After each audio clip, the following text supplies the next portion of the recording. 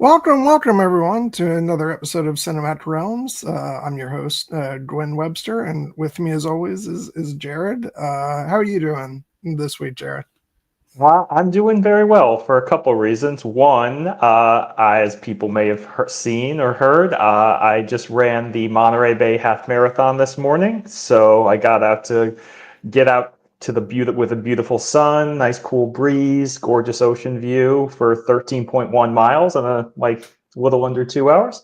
No PR this time, but it was still felt good to get out there with friends and family and hope to making an annual event of it.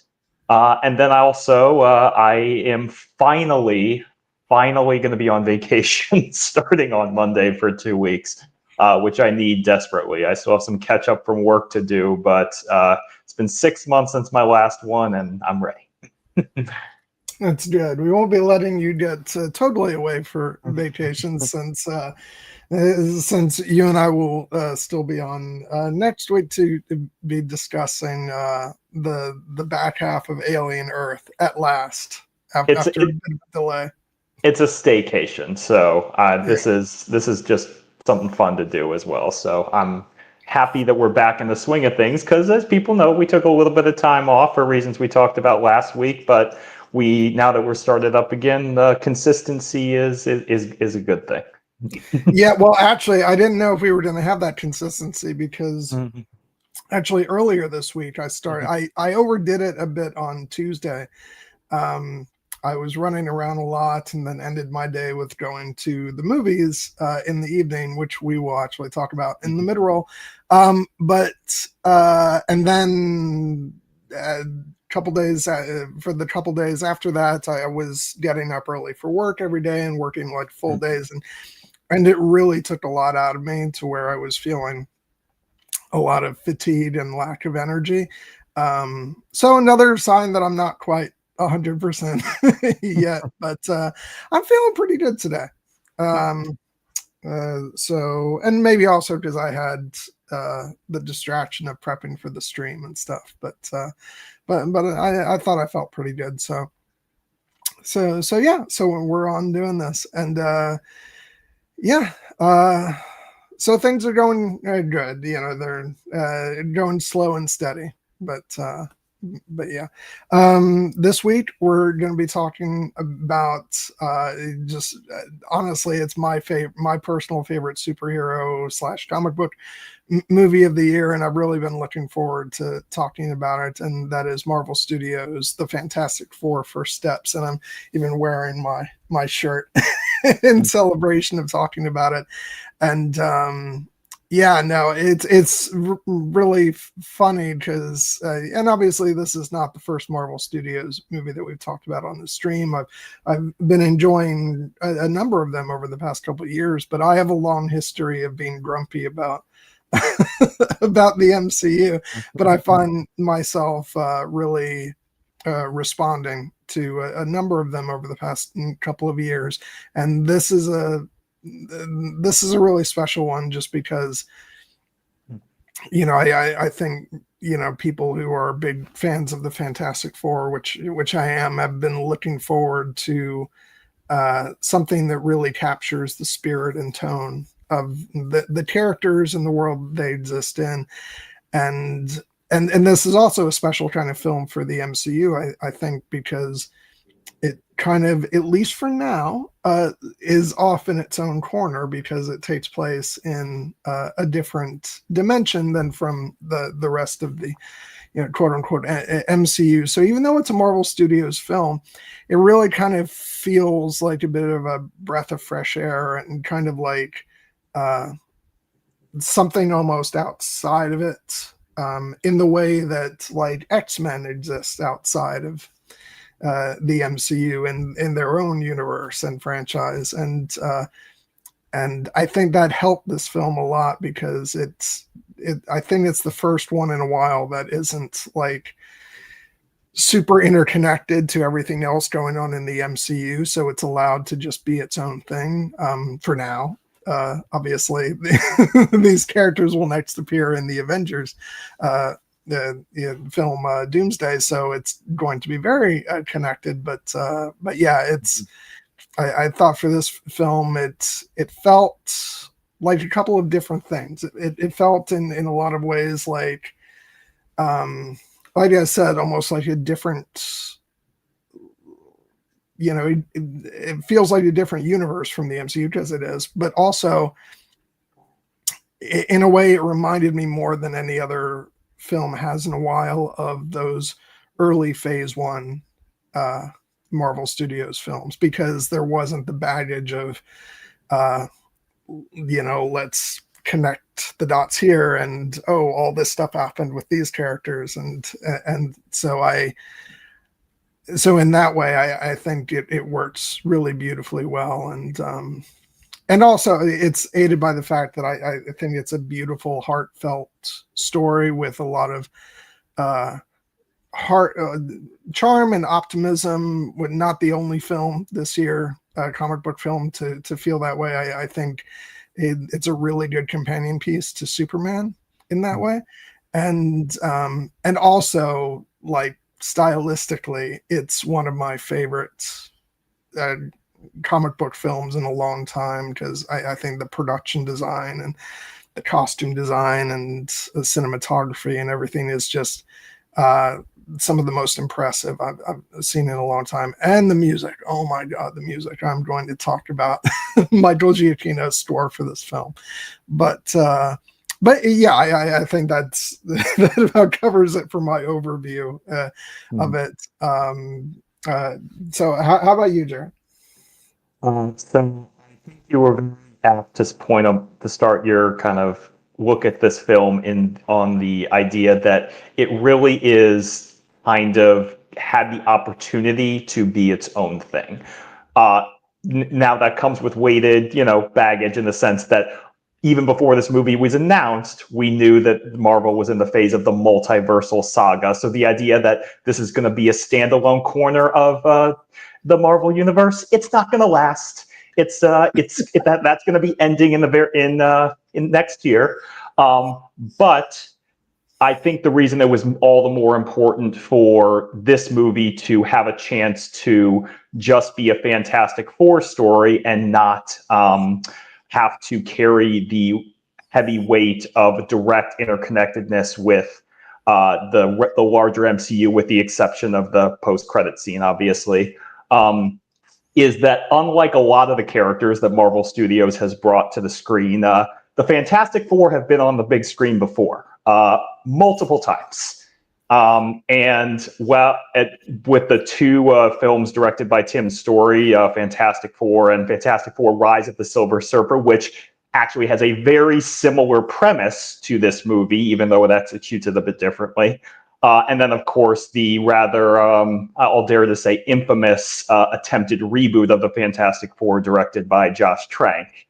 And unfortunately for fans of the Fantastic Four, it seems like a number of those movies didn't, measure up to what they wanted from the characters on the big screen. Now, I will acknowledge I have somewhat of a soft spot for the original Fantastic Four, mainly for the cast, and especially character like the lovely Jessica Alba and Ian Gruffudd and Michael Chiklis and Chris Evans in his first superhero role that he reprised so charmingly in Deadpool and Wolverine. But I will acknowledge that those movies are of a different era, a different time. They were definitely not comic accurate in a lot of ways, and they were definitely playing with certain tropes that were a little bit more antiquated for comic book movies, because it was still relatively early. The first Fantastic Four movie came out 2005, before Iron Man, before The Dark Knight, and it was definitely still in an area where studios kind of felt the idea, yeah, we gotta sand down the edges a little bit so we can get the normies in here. And in doing so, I think they kind of maybe sacrificed some of the edges of the characters. Again, those movies still have virtues, but if you were going to bring the Fantastic Four to the big screen for a fourth time, then it behooves you to do something different with it. And I will acknowledge that when I heard the premise of this movie, that I heard that they were going to be revisiting doing, Galactus, and started to realize this sounds incredibly similar to Fantastic Four: Rise of the Silver Surfer. I'll acknowledge I was skeptical. But this movie delivers on the promise because it is, as you said, just such an optimistic and hopeful version of these characters in these story. And it's also not an origin story. They acknowledge that, they pay hat tip to the origin, but they don't tell that as the main focus. And that allows us to center much more on the characters, the dynamic of them as the family, Marvel's first family. And one of the things that they do incredibly well is that they show that even though these characters are all either related or bound by, intense bonds of love, as close as if they were blood related, there's still friction, but ultimately nothing can break them apart. And I think that is an incredibly hopeful message for the movie. And also the fact that it allows them to really be a shining example for the world, as it could be. We'll get into it, but there are certain elements of the movie that I'm definitely glad this is taking place in an alternate universe, because they could not have gotten away with this being, quote unquote, our world. But that's what we need in these movies sometimes, is we need to indulge a little bit in, not just what is, but what can be. And I think what these heroes show is that if you have enough, belief and enough resilience, and it helps to have a brain the size of Reed Richards, solving those problems, then you can indeed, move the earth, as they say. Yeah, I love that this. I love the world that this exists in, because it's a retro futuristic, version, of our world, taking place in the 60s, but it's a 60s in which Reed Richards, was born, and much more technologically advanced than the 60s that we know. And it's different from the rest of the MCU. What do they call it? The sacred timeline, or that's what they did call it. And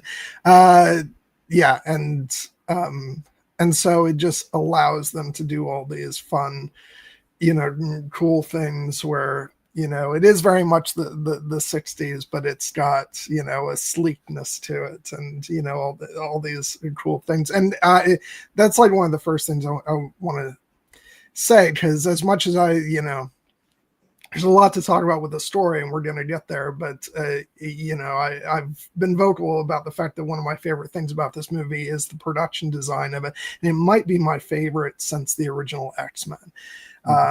Just because it's such a beautiful looking film, and and I love all the the touches, and in the Baxter Building, with all of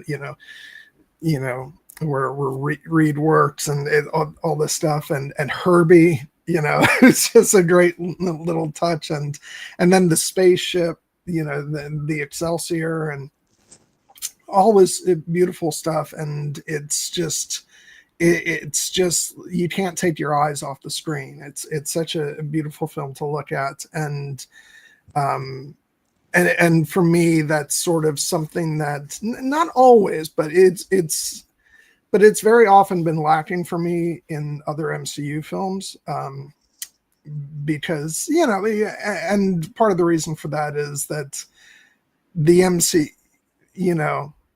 the main timeline in the MCU, although obviously there's a lot of there's technology that doesn't exist in our real world, and there's fantastical things happening, but it more or less has the gruff appearance of our everyday world. And so this was just so much fun to look at. And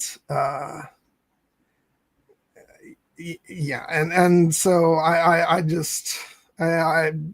remember just like, it's something that like I knew like going into it because we'd seen the trailers and stuff, but just sitting down for it. And by the way, I should say like I was grabbing screen captures from the trailers for the stream today, and I realized that they actually toned down the colors a bit for the trailers. I don't know why, but like the film is actually, at least maybe it's because I've been watching in Dolby Vision on my 4K version, but it's like it's a really bright, colorful film, and I just love it.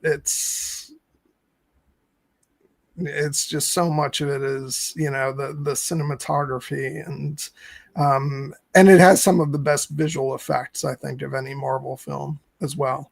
They just did an absolutely great job from all the, you know, the ships and, you know, the characters, you know, what they can do, and the you know, the settings to Shalabal, the Silver Surfer. I think she looks absolutely great. It's just a absolutely gorgeous looking movie. And yeah, and I'm probably just going to say that like a million different times during this stream, but yeah, and that accounts for a lot when you're doing a movie like this. I again, like I reference the original X-Men because I think that the look of that film, which again had a lot of like sleek production design with the mansion and like down below with Cerebro and all that, it gave us something that we don't see every day, and I think this film does as well. And so yeah, I love all that. I'm not sure how I got there. I probably just jumped at the chance to talk about the production design, but yeah, what were we talking about? We were just talking about what drew you into this movie and what makes it feel different, you know. And Yeah. I think that the production design, again, like the best elements of the you know, the crafts of movies, is that it actually serves a narrative story purpose, not just to look cool, but to show us a vision of this alternate world that, in many respects, is kind of meant to be a utopia, you know. It's like I mentioned that there were certain elements of the movie that definitely felt like I was like, you know, a little bit, you know, taken aback by, but not in a bad way, in a good way, in the sense of like in the beginning, there's the talk about the Future Foundation, where Sue is basically saying all countries that have agreed to subscribe to the Future Foundation shall disband their militaries, and everyone is there and doing it except one. Very telling. Latveria, not a subscriber to the Future Foundation. But I was like, and that's the kind of thing in the real world that if we were trying to take this into the real Marvel universe that has been torn apart by things like the Sokovia Accords and Thanos' snap and Ultron's attack, you would be like, yeah, no. But in this case, you actually believe in the case that because the Fantastic Four have been so successful and inspiring and, uniting the world, that it actually seems to track that people would be willing to collaborate in this way. And like, especially also later in the movie where the Earth is facing an existential threat, and they have to call upon the entire world to give resources for this impossible project. And they do it. Again, we don't see if Latveria contributes, but, they have their own, issues. And I think that, again, it only works in that way because it feels so clean and new and futuristic. Almost, in many ways, it's like the Jetsons in a lot of ways. And that allows us to kind of get past that mental hurdle of like, no, this is a different world. This is a different, paradigm. And that makes it all the more interesting when the Fantastic Four come up against a problem that it seems like they might not be able to solve. Like, we'll get into it with that scene at the press conference where the entire assembled, gaggled, supposedly cynical press corps just be like, oh, of course they defeated Galactus, and now we're just here to praise them. And then they're like, what do you mean you didn't defeat Galactus? And you're like, but again, that makes it interesting because, the Fantastic Four need an adversary that it seems like even someone of their incredible powers might not be able to defeat. And what better adversary than a guy who literally eats planets and a sexy alien with a silver surfboard who can travel faster than the speed of light. Pretty formidable duo.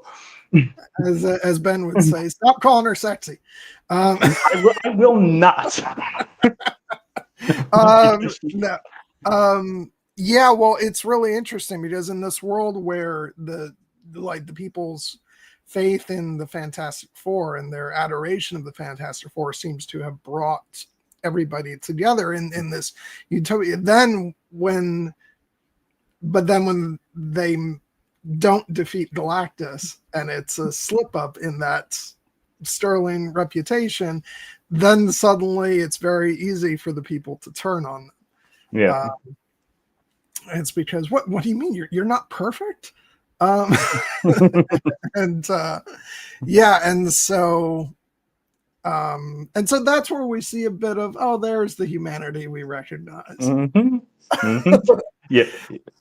Yeah, in particular, go ahead.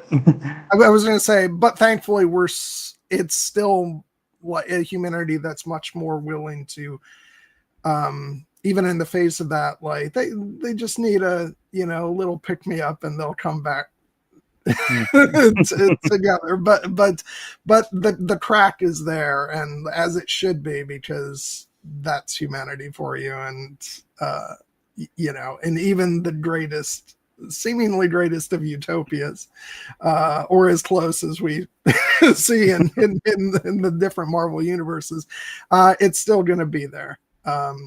And yeah, but for the most part, it's like it's this very idealized version of that optimism of the 60s, which in our own world is not really a perfect time for everybody. Certainly not. But this is a different universe. And so if you look at the casting for the film, there's like, you see more representation,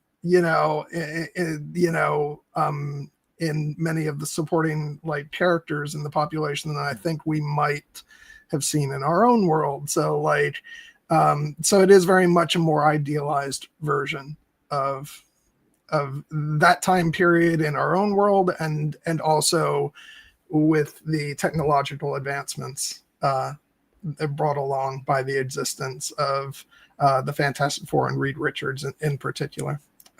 So yeah, it's kind of nice. You kind of want to stay there, and in this version of the world, you're like, oh, that seems pretty nice. Yeah. Up to a point. They still have their troubles, like it seems like, there was the whole, like they introduce in that kind of opening montage sequence, like that they were dealing with this mole man character who is like part of this entire subterranean race that seems to have been kind of shunned until Sue brokers the peace. We have a call outs to a couple of villains, including Red Ghost, who was going to be in this movie, portrayed by John Malkovich, and his scenes were cut, but they still work in a little reference to him. And we get an animated Red Ghost in the last post credit sequence. Yeah, no, but as you said, like we do see the cracks in the sense that like this world seems like a utopia, but it isn't perfect. There are still flaws and people who are not being treated as fairly as perhaps they should be. Yes. But also there are the natural insecurities of humanity, like as you mentioned, that when the Fantastic Four reveal that they are not willing to give up Franklin to Galactus to spare the Earth, And that's when everything starts to briefly go to hell. And in particular, in that montage, there was the brief moment that made me chuckle. One is like, the Galactus cult has now decided that it will summon Malaprince. I'm like, boy, they formed an apocalyptic doomsday cult in this utopia real fast, didn't they?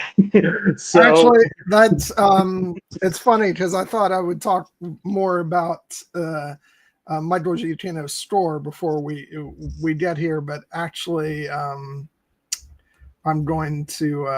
Oh wait, I'm looking at the wrong. The wrong movie's soundtrack. A different Fantastic Four, but the song "Let Us Be Devoured," sung by Andrea Datzman, like might be one of my favorite songs of the year. There's other contenders that are higher up, but I really love this song because the idea, like not only does a Galactus cult form, but that they have their own anthem, basically. Yeah. Nice, beautiful song. But every time it comes on the end credits, I'm like, this is nice. Yeah. It's like, yeah, let us feel peace, let us be devoured. Which I don't know, reminded me a lot of some. That might be a theme for some people in our modern times. Yeah.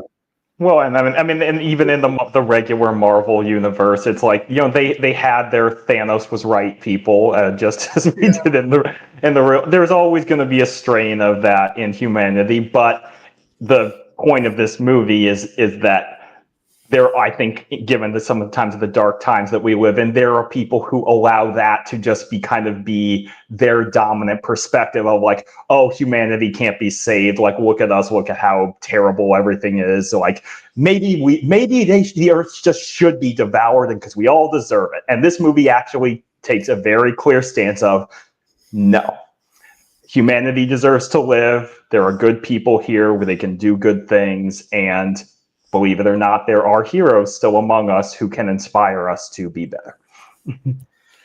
And I want to say that before because I want to move on to the characters themselves, but just another thing that I wanted to mention about the setting of the film, and I love that, and obviously it was a joke that worked anyway because the Fantastic Four, originally came out in the 60s, and but that joke, in Doctor Strange in the Multiverse of Madness, when he's introduced to Mr. Fantastic and Reed Richards of the Fantastic Four, and Doctor Strange goes, "The Fantastic Four, didn't you guys chart in the 60s?" But now it works even better now that this film is set in a version of the 60s. And so I love that. It shows how, like, I remember when that film came out, and I was talking about it with our friend Nessie, and I was like, it was nice because like we get like a little tease of some elements that are going to trickle in more and more. We get our touch of that version of Reed, we get Professor X, and it's just dipping our toes into a Marvel universe that contains the Fantastic Four and the X-Men, and we've gotten more on both fronts of those, and it's so much fun because, and another thing like I should mention is, and I'm sure I talked about this in our Deadpool and Wolverine discussion, but one of the reasons why I've always kind of struggled with the MCU, particularly as it was getting off the ground back in 2008, is because I had so much allegiance towards the Fox X-Men universe. And growing up, Marvel to me was X-Men, it was Spider-Man, and it was the Fantastic Four. And there were animated shows for all three of those that I watched on the TV. And so those are the characters that I've always responded to as sort of being sort of the top tier of Marvel for me, and what garnered my attention and affection. And And so I always kind of struggled with the MCU, which did not have access to the X-Men at that time, and also they were starting out with like Iron Man and Captain America and Thor, who were characters that I was certainly aware of, but did not feel particularly connected to. And I acknowledge that's actually part of the achievement of what they did with the MCU, was they made those characters have such an impact in pop culture. But it was still a bit of a struggle for me. But now that, to get the X-Men coming in, Spider-Man has been part of the MCU now for a number of years, and now to get the Fantastic Four, which just feels like such, like I said, they're such an integral part of Marvel for me. And so watching this, it just felt like, it's like, this feels comfy and warm to me, because this is, what I associate with, with Marvel heroes. And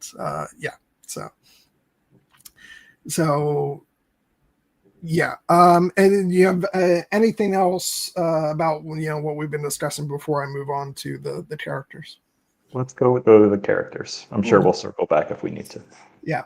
I'm actually, one would think you're talking about the Fantastic Four, that you start with Mr. Fantastic, but I want to start with the Invisible Woman, Sue Storm, played by Vanessa Kirby, because I do feel that she's the heart of this movie.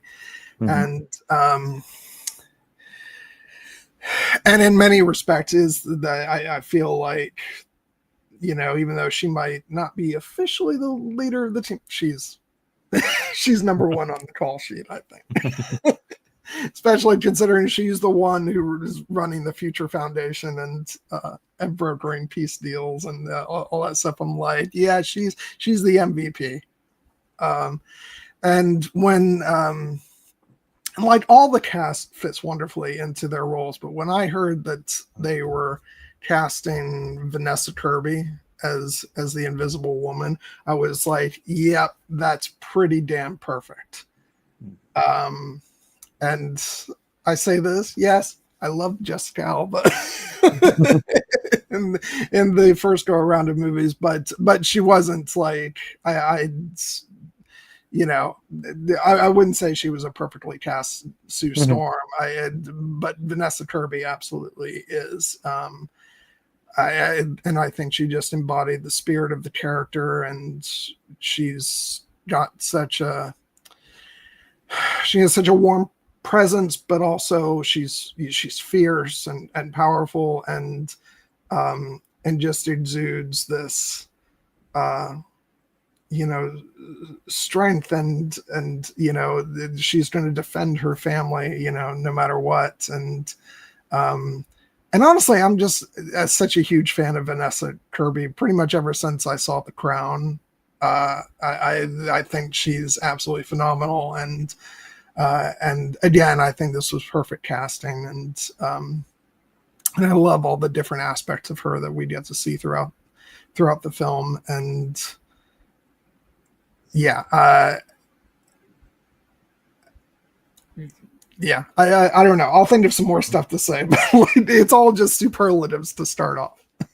Yeah. No, I mean, I thought that she was expertly cast, and I thought Vanessa Kirby's performance was wonderful. I've seen her in a couple different things. I always thought she was great in the Mission Impossible movies. I know a lot of people love her work on The Crown.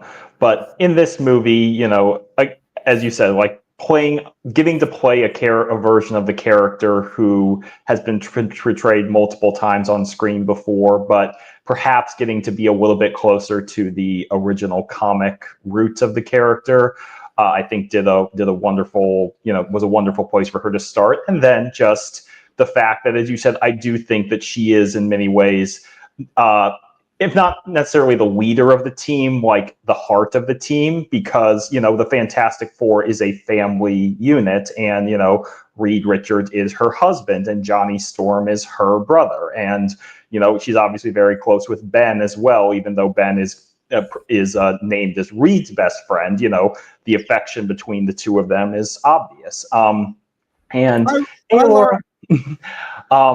And yes, it does seem like she's a little bit more of like the public face, because she goes to their version of the UN and gives the speeches, and she's the one who brokers the peace deal with Mole Man, which is a great little funny undercurrent. The fact that Mole Man really hates Reed, but he loves Sue, but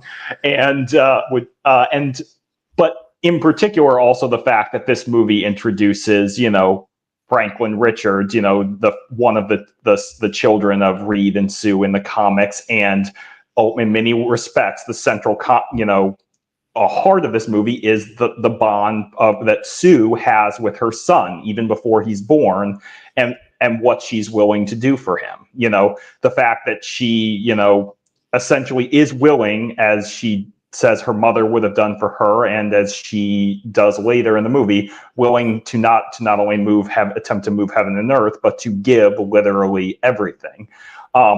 And I think that is, we have entered a period in our pop culture for understandable reasons, where because so many female characters in the past were limited to their roles as wives or mothers or girlfriends, that people have now pushed back to the point that it's like, well, if we need to show that a character is truly strong and an independent woman or a leader, well, that means she can't have a love interest, and she shouldn't have kids, because like how could a woman ever, like, if she has kids, like how could she devote herself to being this incredible superhero? Well, Sue Storm doesn't. Sue Storm does it all, and I think it's kind of incumbent upon us to push back and like actually say that no, like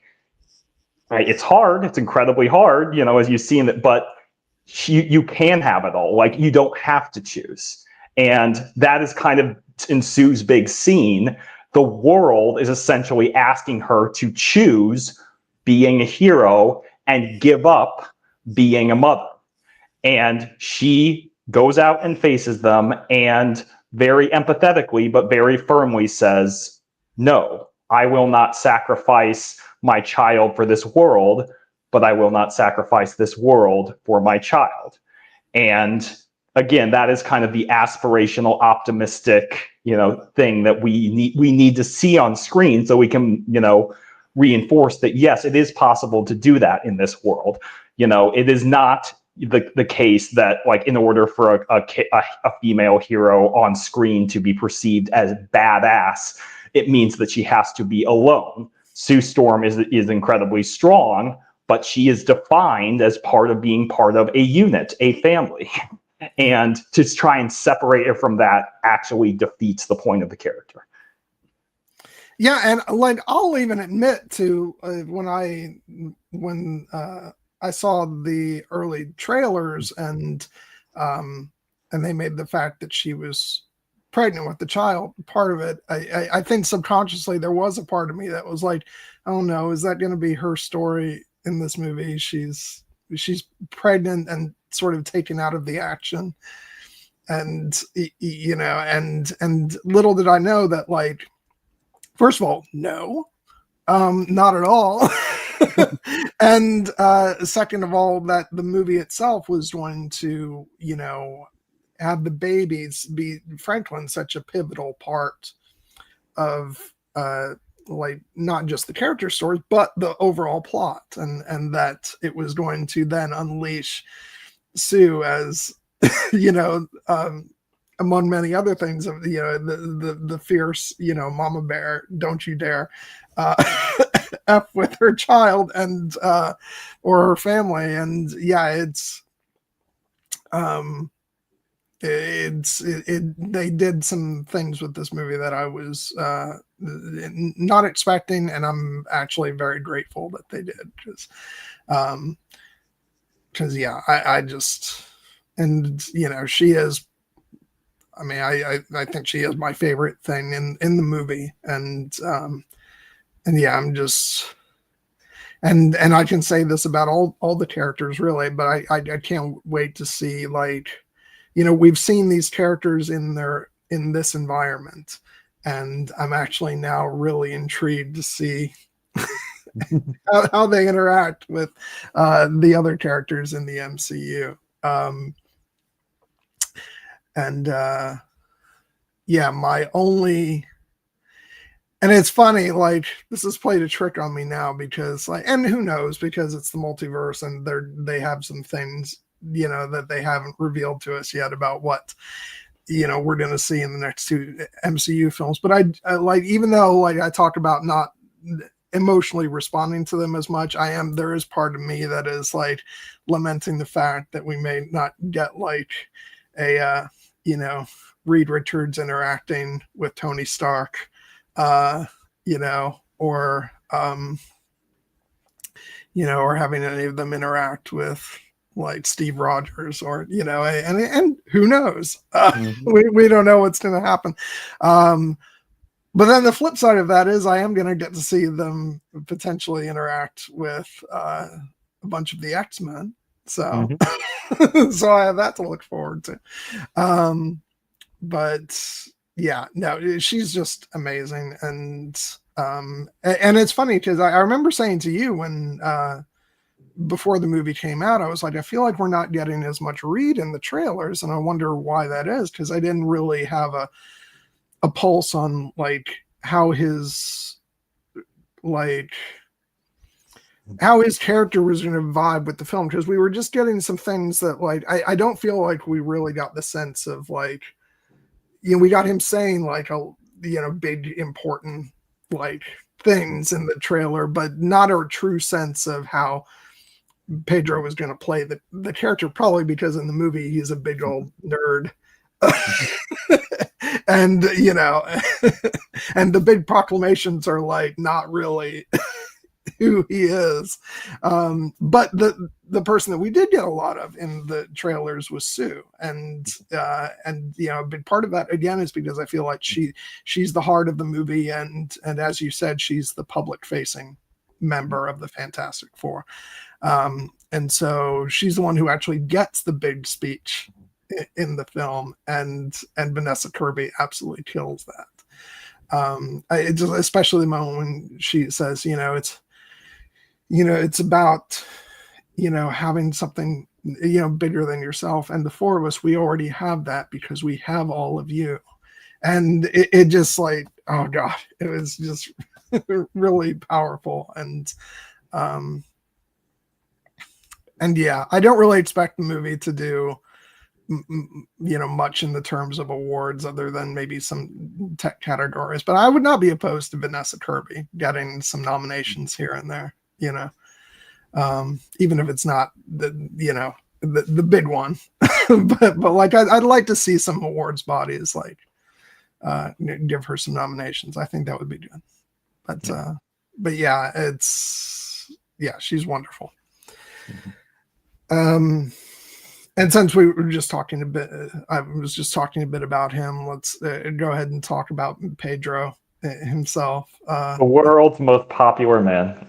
Yeah. Which, you know, apparently is not cool for some people. Yeah. I love this man. And this actually might be one of my favorite performances of his, because like, I don't know what I was expecting, but it's like, he's a very, like, soft Reed Richards. It's because this is someone who's aware of the fact that he's, like, the way he thinks, it's not quite like, you know, what he would consider normal. There's the moment when he says to Franklin, "There's something wrong with me. There always has been." And, you know, someone who knows he doesn't, like, think like a normal person, and but he cares so much about his family, you know, and I just think that's one of the most touching things about his character in this movie. And the fact that, you know, as he said, you know, even though Sue doesn't like it, the moment he says, like, he invites the worst possible scenarios into his head so that he can figure out a way to not let that happen. And but I just sort of love the fact that he's not like the, what you would expect from like a normal like leader of a superhero group, where he's not like always standing. He can do the speech moments like in front of a crowd, but I don't think he's comfortable. and even when they come back having failed in their mission, he's very uncomfortable with, like, he doesn't know what to say. Maybe someone a bit better at speechifying would figure out something to say. But when asked the question, "Are we safe?" he just says, "I don't know." And so the character is very sort of just emotionally open, and I don't like he doesn't always know the right thing to say. And again, like he comes off as like he is that sort of science nerd, and I mean that in the best possible way. Like I love when they're showing like footage of him in front of the class, and he's describing the stuff about different parallel Earths, which, hey, listen up, folks, that's going to be important in the next movie. He sees that the class is bored, and he's like, "Who wants to see a big explosion?" And yeah, and just the way he talks with Herbie, like he's at his most comfortable like in his lab conducting experiments. And yeah, so I sort of love that about him, and which makes me happy, because I don't think we got a glimpse of that side of Reed in the marketing for the film. And like, I should have known not to worry, because it's Pedro and he's always going to like deliver a great performance and stuff. But yeah, I have a lot of affection for this version of Reed, and and again, I'd love to see him interact with Tony Stark, because there would be feelings on both sides of those conversations. It's like, but yeah, and I thought he was great. Yeah, I did too, and I think that we joke about the fact that like people talk about Pedro Pascal being overexposed, but it's like, and we obviously have a deep-rooted affection for him from the fact that he had his big breakout role as Oberyn Martell in Game of Thrones, where he got to play a very suave, swashbuckling kind of character, and he has since he is obviously he is Din Djarin, the Mandalorian. He is Joel Miller on The Last of Us, or he was. And he has been in he's gotten through a lot of these genre performances to really express himself as kind of an icon of this medium, and also in Wonder Woman. He was in Wonder Woman 1984, but this is a different performance for him.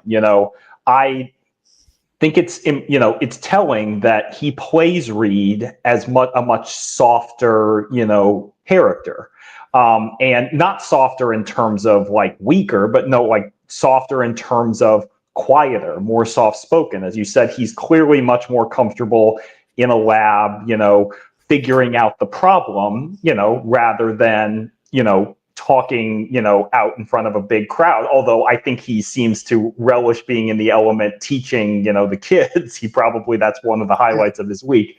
But that doesn't mean that I think the movie does an excellent job of portraying him as the genius that he is. Hey, Danny.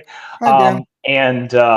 And it's a different spin, not only on the Reed that we've seen in other movies, but of the geniuses we've seen in the Marvel Cinematic Universe, characters like Tony Stark and Stephen Strange, who have had a harder edge, where they are portrayed as geniuses who know that they are geniuses, as Reed does, but that gives them a little bit more of kind of an arrogance that a lot of other characters need to call them out on. In many respects, Reed, has to be almost, coaxed out of his shell in that way, but he does, like, because he does have the mind that can literally save the planet. But he also is racked by doubt and insecurity. You know, the movie doesn't really go into, you know, again, the origin story of the Fantastic Four, but I think there are a couple of beautiful little grace notes where they acknowledge that even though they've been gifted these amazing powers and responsibilities, Reed is still struggling with the fact that he thinks he could have prevented all of this. You know, he thinks, like, when they talk about the space suits, the old space suits, and he just says quietly, they weren't adequate, implying that I failed. You know, I am the reason that you look like this, my best friend, Ben Grimm, because I couldn't protect you. Even though Ben has forgiven him for that. Oh, it's one of my favorite moments in the film, because in the scene right before that, you see like Ben watching the TV as he's walking around outside, and it shows him as he was. The TV goes off, and he sees his reflection, and then he sees what's the character? Let me pull up my cast. The Natasha Lyonne's character, Rachel Rosman. Yeah, he sees Rachel, like, considers for a moment going over to talk to her, but doesn't, and that's completely on his own sort of, you know, the way he feels about himself. Because another thing I loved about the movie is that we're catching up with the Fantastic Four at a point in time where society has accepted them and has accepted, like, Ben. Nobody, like, in the course of the film is seen, like, you know, calling him like a monster or a freak or anything like that. Everybody, you know, loves Ben, and, you know, and looks up to him. And when he's, you know, flirting with Rachel, you know, earlier in the movie, she seems totally into him, and and so it's him. It's like he's, you know, as is natural, you can understand that, like, you know, to him, he's afraid of how he's viewed, even though the people viewing him seem, you know, very accepting of him. But he buries that down for Reed. And the very next scene is him saying, you got to stop beating yourself up about this. And it just makes me love him so much. It makes me love their relationship so much. It's just wonderful. Yeah. And as you said, like, is all these characters, you know, Ben, Sue, Johnny, they all love Reed, you know, and they know that he is struggling with this guilt, and also the burden of expectations that come with having an intellect as brilliant as his, because when they need to start solving the problem of Galactus, understandably, everyone looks to him because he is the one who can figure this out. And it, you know, torments him when he doesn't have that answer, like, right and readily available, and even has to indulge the possibility, however terrible, of maybe it is the only way for us to give up our son to Galactus, even though he acknowledges that he would never do it. But he entertains that possibility because that's what he has to do in order to actually solve it. And that wonderful moment where he is talking to Sue, and she, you know, and he says, like, this is what I do. I invite the worst thing into my head so I can figure out the solution. And she snaps at him because she's understandably hurt. Well, sometimes you being the way you are hurts me. And he just says quietly, well, I don't mean to. And your heart just breaks for him in that moment. And I think it's one of Pedro Pascal's best moments in the entire movie. And it's one of the things I think that he brings to the character that perhaps a different version, a different actor may not have. Like, again, I really like Ian Grofud's performance in the original, but it's not this. It's a little bit different. And also, I will just acknowledge, because you mentioned Doctor Strange and the Multiverse of Madness earlier, like, this is a case where sometimes, you know, fan castings are a little bit, you know, they go a little bit, you know, far afield, because it is very, you know, well documented that when people were starting to realize the Fantastic Four would be in the MCU, who did people want?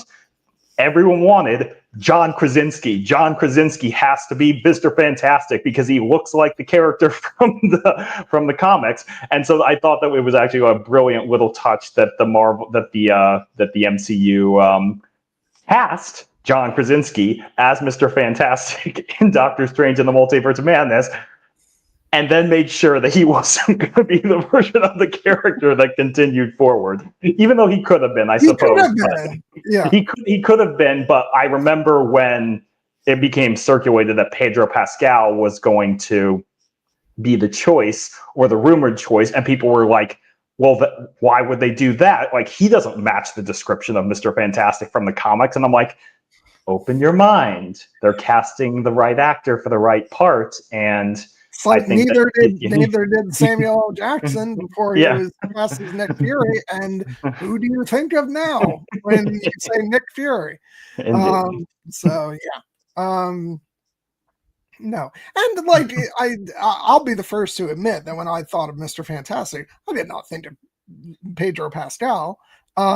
But it's one of those things where, you know, I've learned over the past number of years, just because of my exposure to other fans and listening, that that maybe it's not always like me getting my perfect like dream cast who matches exactly what the characters look like. It's actually about, you know, having a well-rounded cast and giving voice to people who maybe don't always get to see themselves represented, you know, on screen. And so I'd say that probably like the one cast member in the four that like was just a pitch perfect version of like who I had imagined from growing up watching the animated series and and from what I know of the comics and stuff, it was Vanessa Kirby as Sue. And so like I took that victory of like, yes, that's absolutely perfect. And you know what? And for the rest of them, I'm going to be open-minded about them creating their own version of the character. And I freaking loved them all. And I loved Pedro. And I'm a huge fan of Pedro. So, like, it wasn't that much of a stretch for me to say, okay, you know, he's not exactly what I picture for Reed Richards. But for that matter, neither was John Krasinski, honestly. And I fell in love with the character. And so sometimes, like, you just got to open your mind. And, you know, I went through this with the Game of Thrones cast, where like not every actor was a perfect match for how I imagined them from the books, and a lot of that had to do with the fact that the characters were aged up in the show. But I got over it because you know what, the cast freaking killed it, and it's the same thing here. So yeah. I love Pedro on this. I think he's so good. There's just this softness to him, but it's somebody who's going to fight like hell for his family and for his world. Just that moment when they're before Galactus and he says, you will never have our planet and you will never have our child. You know, it's just like it's so good.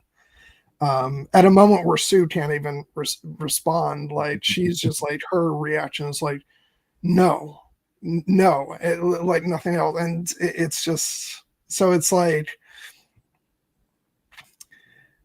you know, I and especially love how the two characters like sort of dip, like if one of them is like pulling back, the other one will be stronger for both of them, and you know, vice versa. And I just, yeah, it's.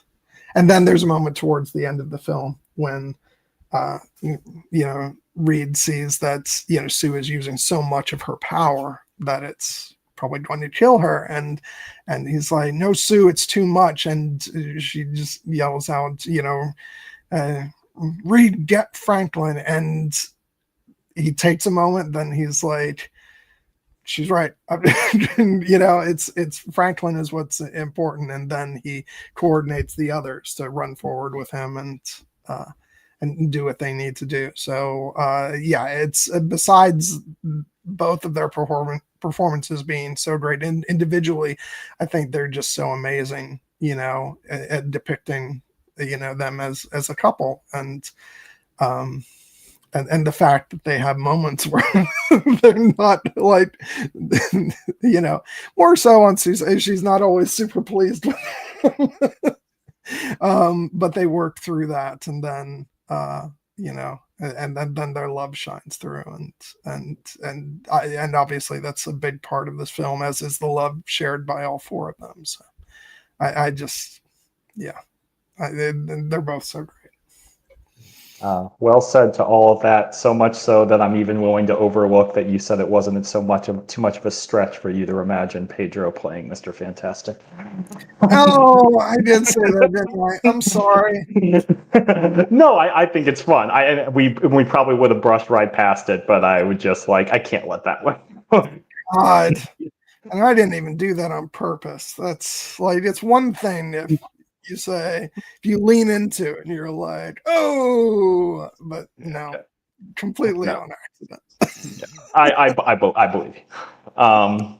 But yeah, I mean, and so yes, as we've been saying, the dynamics between all four of these cast members are really what carries the movie, because this movie actually doesn't have a huge cast, this is one of those movies where we really do get to spend a lot of time with our core four, and they really are the ones who are driving the emotional heart of the story, even though obviously we also have the elements with Shara Ball that we'll get to, but yeah, and I think that the movie actually does a really good job of drawing intelligent relationships between all of the characters. Obviously there's the loving but somewhat natural dynamic of a husband and wife between Reed and Sue, and then there's Sue has her kind of loving but also kind of teasing older sister younger brother relationship with Johnny, and then Reed and Johnny have a little bit more at times adversarial but also loving relationship, the absolutely wonderful moment of the when they announced that they're pregnant, and this moment was in the trailer, and Johnny is like, Sue, you're going to be the best mom ever, and Reed, you're going to be the best dad ever. I'm kidding, you are out of your depth. We are going to be the best uncles. Ben seems to get along with everybody, but that's Ben. Ben is the rock of the group. Yeah. I did that on purpose. I know it's a pun, but it's also true. Mm-hmm. Yeah, let's actually go on and talk about Johnny, because I just he has so many moments that I love. Early on, there's just this moment where he's pestering Reed about the new suits, and then they're doing the experiment with the bridge with the edge, and the lights go out, and Reed's just like, Johnny, could you Johnny lights up, and you just it's just this look of annoyance on his face. Which I just love so much, and obviously his back and forth with Ben, and just what time is it? It's dinner time. You sure it's not clobbering time? Which is a great recurring joke throughout the movie. That's not something I say. It's just in the cartoon. but yeah, no. But I think, and other people have remarked on this, but I think one of the really great things they did with Johnny in this version of the movie, and I can't speak to the second iteration at Fox that they did because I've never seen it, but in the 2005 version and the sequel, Johnny, as played by Chris Evans, was very much playboy, like goofing around, and like, but we see in this movie that's Johnny does goof around a bit, but they show him to be very intelligent and very serious about science and the fact that they're astronauts, and he's the one who wants to go back out into space. And so I like that we got that side of Johnny, that it's not all jokes with him. But then of course we do get the stuff with with his attraction to Shalabal, and I was looking at her and she was looking back at me, and and it's like, no, I can see where this was going. No, it was and, Ben just kind. And so his character's a lot of fun, but I like I like that that connection between him and Shalabal is played off as a joke early on, but then it ends up having a lot of weight when he's the one who figures out the language and figures out her past. And it results in that really powerful scene just where he plays back the messages of all the worlds that she has delivered to Galactus, and the pain that that puts her through, which will ultimately lead her to sacrifice herself for the Earth at the end of the movie. And so I love what they did with Johnny. I just thought it was a great balance between comedy and emotional pathos. And and I'm saying all this without even like applauding Joseph Quinn for his performance, which it was just great because he's got great comedic timing. But as I said, the way he plays his relationship with Ben, and it's just I thought it was really good. And and I still do have like a lot of affection for the for the Chris Evans version of the character, because hey, it was Chris Evans. Even before we knew that Chris Evans would be Chris Evans. But yeah, it's I don't know if like maybe Deadpool and Wolverine is the last we get to see them. He did look decidedly dead. but it would still be nice to see the two of them play off of each other. Yeah. You never say never. There are more or less confirmed rumors that Chris Evans is going to be playing someone in Avengers Doomsday. They haven't confirmed who, but he'll be there. I think he's going to play Steve. But in particular, I will just note, just because I feel like we're going to be brushing this side a lot, like the Michael B. Jordan iteration of Johnny in the Josh Trank Fantastic Four is probably the best part of that movie, even though I don't think there's a lot else to recommend it. And again, there was a bold choice of them casting somebody who you wouldn't necessarily think of as Johnny Storm in that way. And now, like, and I'm not saying it like you wouldn't have felt this back then. I was sort of tuned out from it because I didn't have like a good feeling about it from the get-go.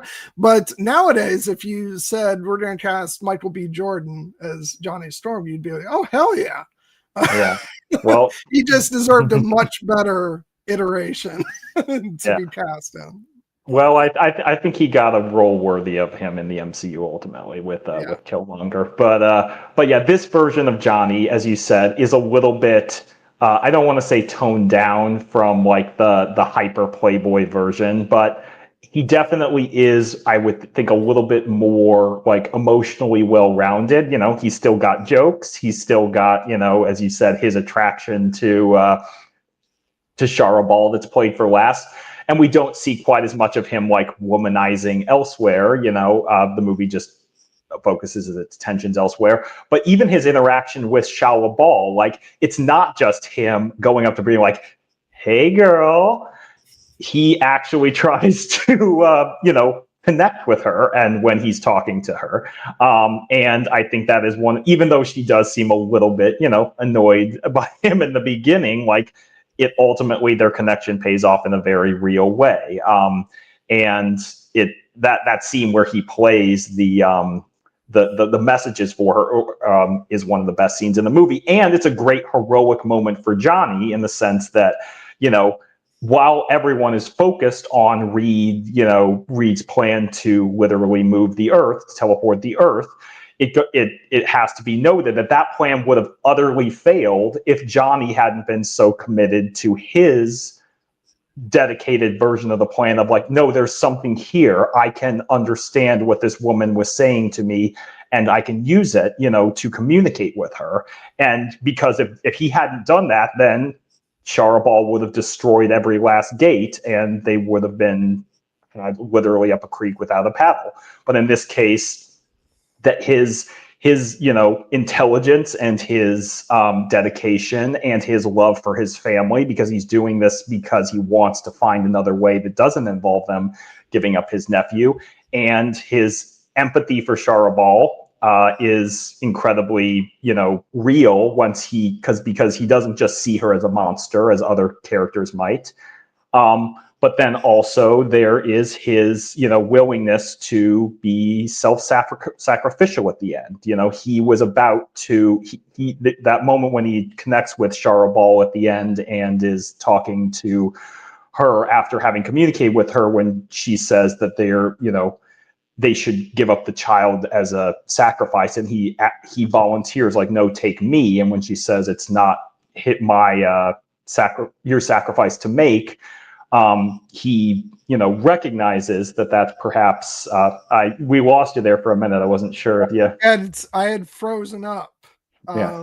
I don't know if you noticed, but I had noticed that I was suddenly the only one on the screen. So glad you're back. I was just talking about the fact that Johnny, his dedication and his kind of emotional well-roundedness actually do help to save the day, because it buys them enough time to stall out Sharabal before she destroys the gate.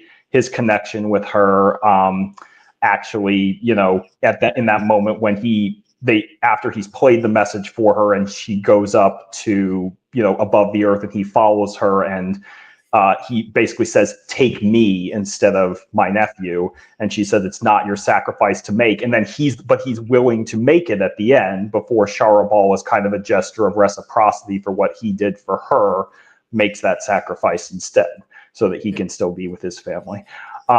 So yeah, I think Joseph Quinn's performance is actually really good, even though, again, it's not necessarily what I would always have expected from the character.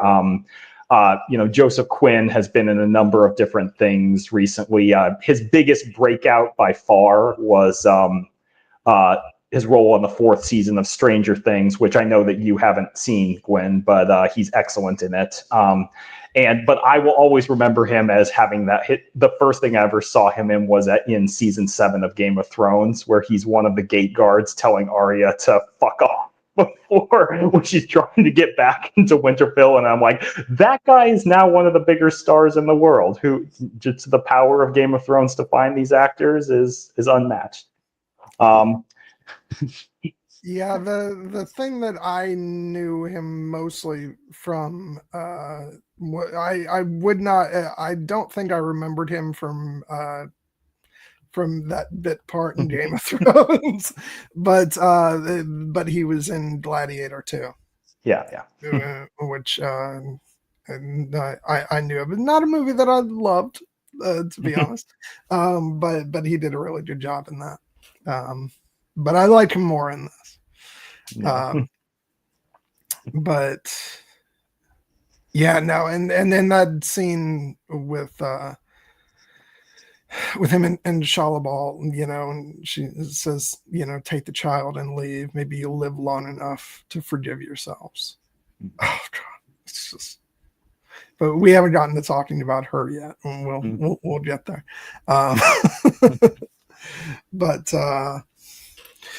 But yeah, let's talk about Ben Grimm. played by Ebon Moss-Bachrach, who I definitely know from something else, because he was in the excellent Andor, in which he himself was excellent. Yeah. You know, didn't have a great fate in the end, but he made his choices. He's a much better person in this. Oh yeah. And I'm glad we get to see his face a couple times in like the, you know, the old footage that opens the movie, which we didn't really like, I guess because we haven't been talking about the movie chronologically like throughout. But I just, as a side note, and you know, and maybe I can talk about a bit more about it when I rave about the musical score. But that whole opening sequence, you know, where they're introducing the Fantastic Four with the wonderful you know, Mark Gaddis, you know, we all know from both Game of Thrones and Sherlock. Like that is just an absolutely brilliant sequence in launching the movie, because it's operates as both a you know, a quick origin story for the Fantastic Four, and also sort of winks at the fact that we all know the origin, because we've seen it before. And yeah, I just think that I'll save that talk for a little later. But so we get a glimpse of Ebon Moss-Bachrach, you know, as Ben Grimm in this, but for the majority of the film, we see him as you know, the Thing, even though something I've actually loved, and I think in the longer version of this scene that's in the deleted scenes, we actually do get their like official names as members of the team. But I love the fact that the movie introduces them just by their names, you know, Reed, Sue, Johnny, and Ben. I think that what's so great about that, particularly in the case of Ben, is that, like I was saying earlier, it shows that, you know, it's been 4 years, and you know, they're beloved by everybody, or mostly everybody, and that the society has accepted them, and in the case of Ben, they all love him, and so we don't get what I think we often get to see with regards to Ben, of like, you know, people being afraid of him, or you know, or you know, thinking that he's some kind of monster or creature. We don't get that at all. Like, people see Ben and they wave hi to him, and they're like, "Hey, man!" And you know, even that one guy on the street that goes, "Hey, say the thing." And it's just, and so that is one of my favorite things about this, because you know, and it feeds into that idea that we were talking about earlier about we're seeing something very close to, you know, at least what appears to be a utopia, you know. Again, not for everybody in this world, but that's the vibe we're going for. And so I like the fact that that people aren't like that we're, at least we're past that point where we might have seen that in their story. And I just think, like, you know, and aside from like what it means in terms of the actual story, I think that's nice, because it's, you know, for audiences to get to see this, you know, especially we're living in some dark times, but it's nice to see, like, you know, stories communicating this idea of, regardless of the way you might see yourself or how you think of yourself, like showing people accepting you, you know, regardless. And I like that we get that side of the story with Ben, which I feel is not something we've gotten in other adaptations necessarily. And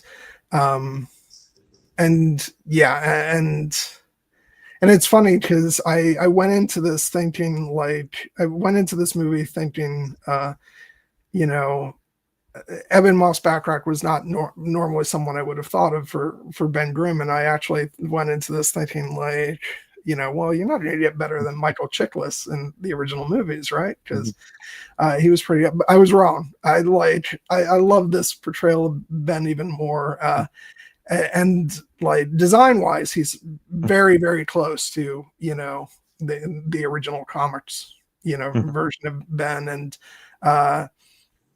And yeah, just his performance, the way, he's very like, again, very, yeah, I think you can kind of see why him and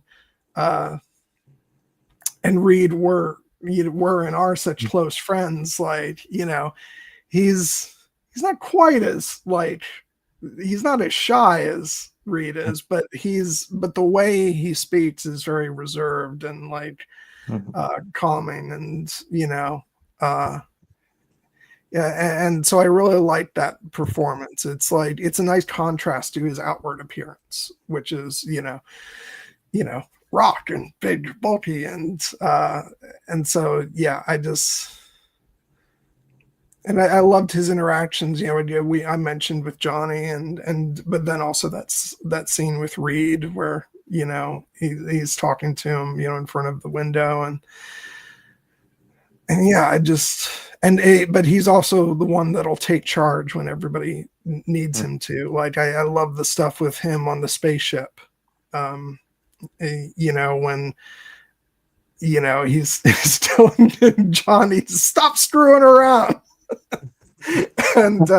and Reed is busy with Sue, and so like it's up to Ben to kind of like, he's the one who needs to lead the defense, in that part of the movie. And which, by the way, something else that we haven't gotten to talk about, which we might elaborate on, after we do the mid-roll, is like, since I'm mentioning their space adventures, like there's so much of the space travel stuff that's inspired by Interstellar that like you and I have to spend a couple minutes on that.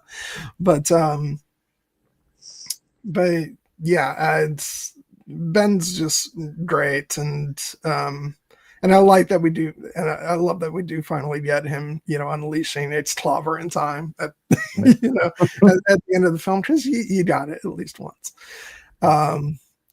And then there's another great moment with Johnny when Johnny's a bit annoyed with Reed about the suits, and so it's like dinner time, and he takes out the little figure of himself from the Mars, and he keeps going, flame on, flame on, flame on. And then grabs it, crushes it, and goes, flame off. Yeah. But yeah, no, I thought he was great. His relationships with the other characters, so great. And like, the only thing was like they teased us with his dynamic with Rachel, Natasha Lyonne's character, and I would have actually liked to see more of that. It feels like they were just teeing that up for future exploration. I don't know if it doesn't seem like something we'll get in the Avengers movies, but maybe in the next Fantastic Four film. So, but yeah, I thought he did great. Like, just like all of them, I really do feel like they've sort of like, even the actors who I was like, that's a curious choice, not where I would have gone. They've just completely owned these characters in a wonderful way, and I love them all. And yeah, I look forward to seeing on talking about Ben. I look forward to seeing his interactions with Bruce Banner, and because as big and strong as Ben is, he's not Hulk big. So I have to imagine there's going to be some jokes about that, which should be entertaining. But yeah, no, I love him. He just, he's great, and yeah, they're all just so wonderful the way they play off each other, and and by the way, Ben is the one who's not a sort of blood relation to, like the rest, obviously Sue and Johnny are brother and sister, and Reed is married to Sue, but Ben is Reed's best friend. But for all intents and purposes, he is absolutely a member of the family, and him and Johnny pretty much are like brothers. the way they bicker, but they still love each other so much. And so I think one of my favorite moments is at the end of the movie when, Sue is saved by Franklin, and there's this moment where Johnny just lays his head on Ben, it just shows that for all like teasing of each other, that how much, how strong their connection is and their bond. So, yeah. No, their bond is definitely some of the source of the best, humor in the movie. Like you mentioned, John, quit screwing around. I don't tell you how to fly the ship. Stop telling me how to try to kill sexy aliens. Also, the when Johnny's says he's going to go charm Charabal, and then he has some success, but then he runs out of oxygen, comes back, and Ben's just like, she dumped you already. No, I think it went well.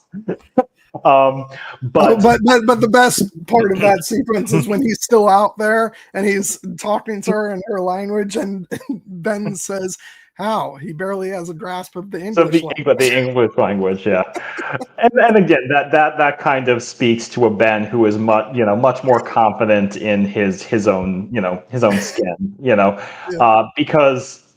You mentioned Michael Chiklis. I actually think in the original Fantastic Four movies, Michael Chiklis gives the best performance of any of the actors, and it's because he has to play a very tormented version of the character who is struggling with the fact that he's the one who is most physically changed by what they went through, and is wondering why me? Why did this have to be my lot? But some of the strongest material in that movie actually is his connection with Kerry Washington's character Alicia Masters, and it leads him on a journey of self-acceptance. This is a Ben who's already kind of undergone that journey, but it's a process, and as you said, there are still those moments of doubt, and I will acknowledge, because you mentioned Natasha Lyonne's Rachel Rosman, that I definitely would have wanted to see more of their dynamic. I think there was enough, but it's definitely an element of the movie where it feels like maybe a scene or two got left on the cutting room floor. Yeah, I know some people have slightly griped about, things that were cut out of the movie. For the most part, I'm fine with it, because I think that's what they wanted for this movie was a movie that's light on its feet and keeps moving. And I actually love the pace of the film, and I think for the most part everything works brilliantly. And as far as the editing goes, there's some sequences in here which again, working hand in hand with Michael Giacchino's beautiful music is just I love sequences that are montages that stretch over a period of time, and it's all covered by a beautiful piece of music that seems to be pushing things along. You want to talk about a sequence driven by the music that's cut like a montage. We didn't actually get to do a stream this year talking about the film Steve Jobs, but there's a section in the middle of that movie that is just the greatest sequence, one of the greatest sequences ever, and it's cut like it's a trailer. It's so exciting, but it's actually a chunk of the movie. So stuff like that I always think is beautiful, and I think this film has a couple of moments where it does that great. But there are two things that I feel like I would have liked a little bit more of, and one of them is Ben's relationship with Rachel. I don't know if there was more of that, but if there was, it would have been nice to see a little bit. And then there's a deleted scene which actually is on the home video release, which is with Sue and Mole Man, which I feel maybe it should have gone in the movie. I think it would have helped with give a little bit more of his character, but at the same time, maybe it would have slowed things down too much.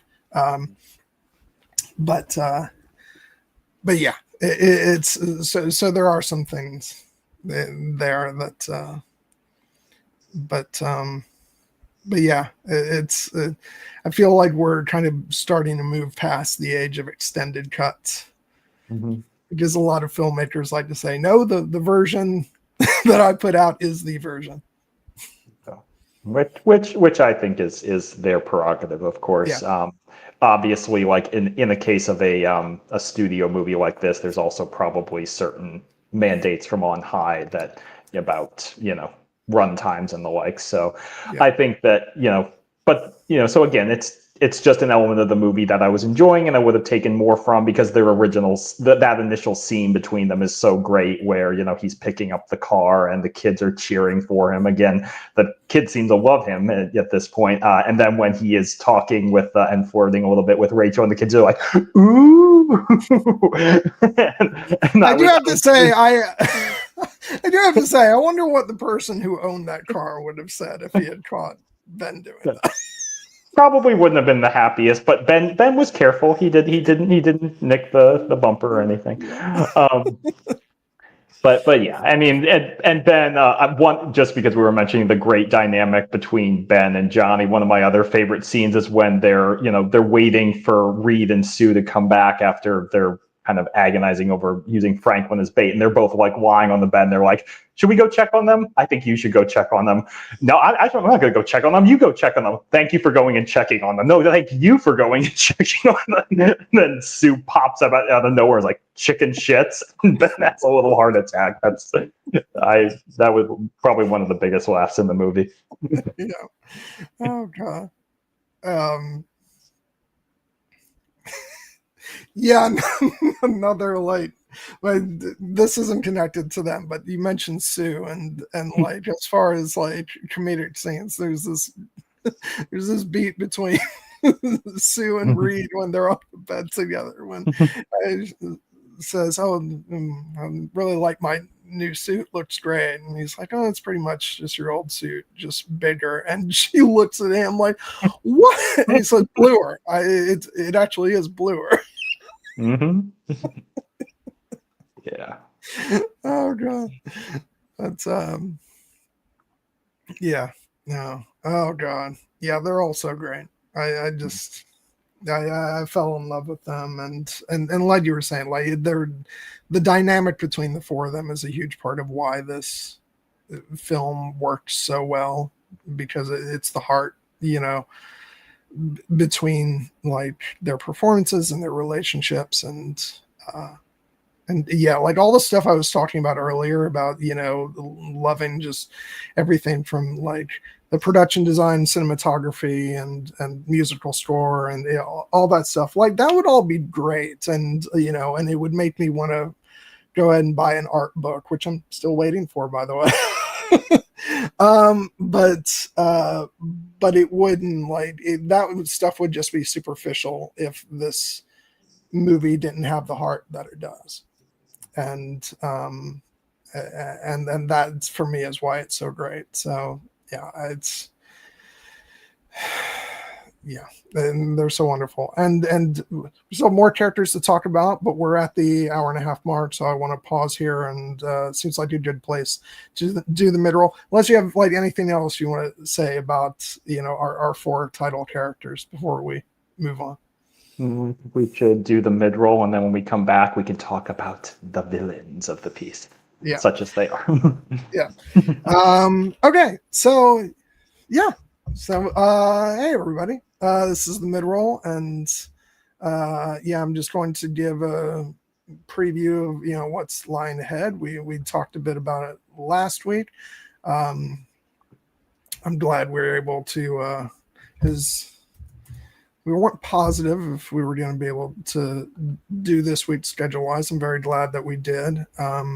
And next week, we're going to be here talking about the final 4 episodes of Alien Earth, which I can't wait for, because that was supposed to happen a lot sooner, but obviously things happened. And I was out sick for a while. But we didn't want to just leave that hanging with having discussed the first half of the season and not talking about the second half, because there's so much to talk about. And especially like my favorite episode of the season, which is episode 5, which is just such a beautiful homage to the original Alien film. And it's just, not only can I not wait to talk about it, but I just can't wait to watch it again. it's, I just thought it was so great. And yeah, so we're going to be doing that next week. And then the week after that, provided, everything works out, we will be discussing the other big comic book movie of the summer, which was Superman. And then on November 30th, we'll be celebrating the 20th anniversary of Pride and Prejudice. We'll both have gotten the new 4K Blu-ray by that point, and we'll get to enjoy it. And then on December 7th, we're going to do our review of Wicked for Good. And then on December 14th, which will probably be our last stream of the year, we'll be celebrating the 10th anniversary of Star Wars: The Force Awakens. Mm-hmm. So yeah. So we got some good streams ahead. And yeah.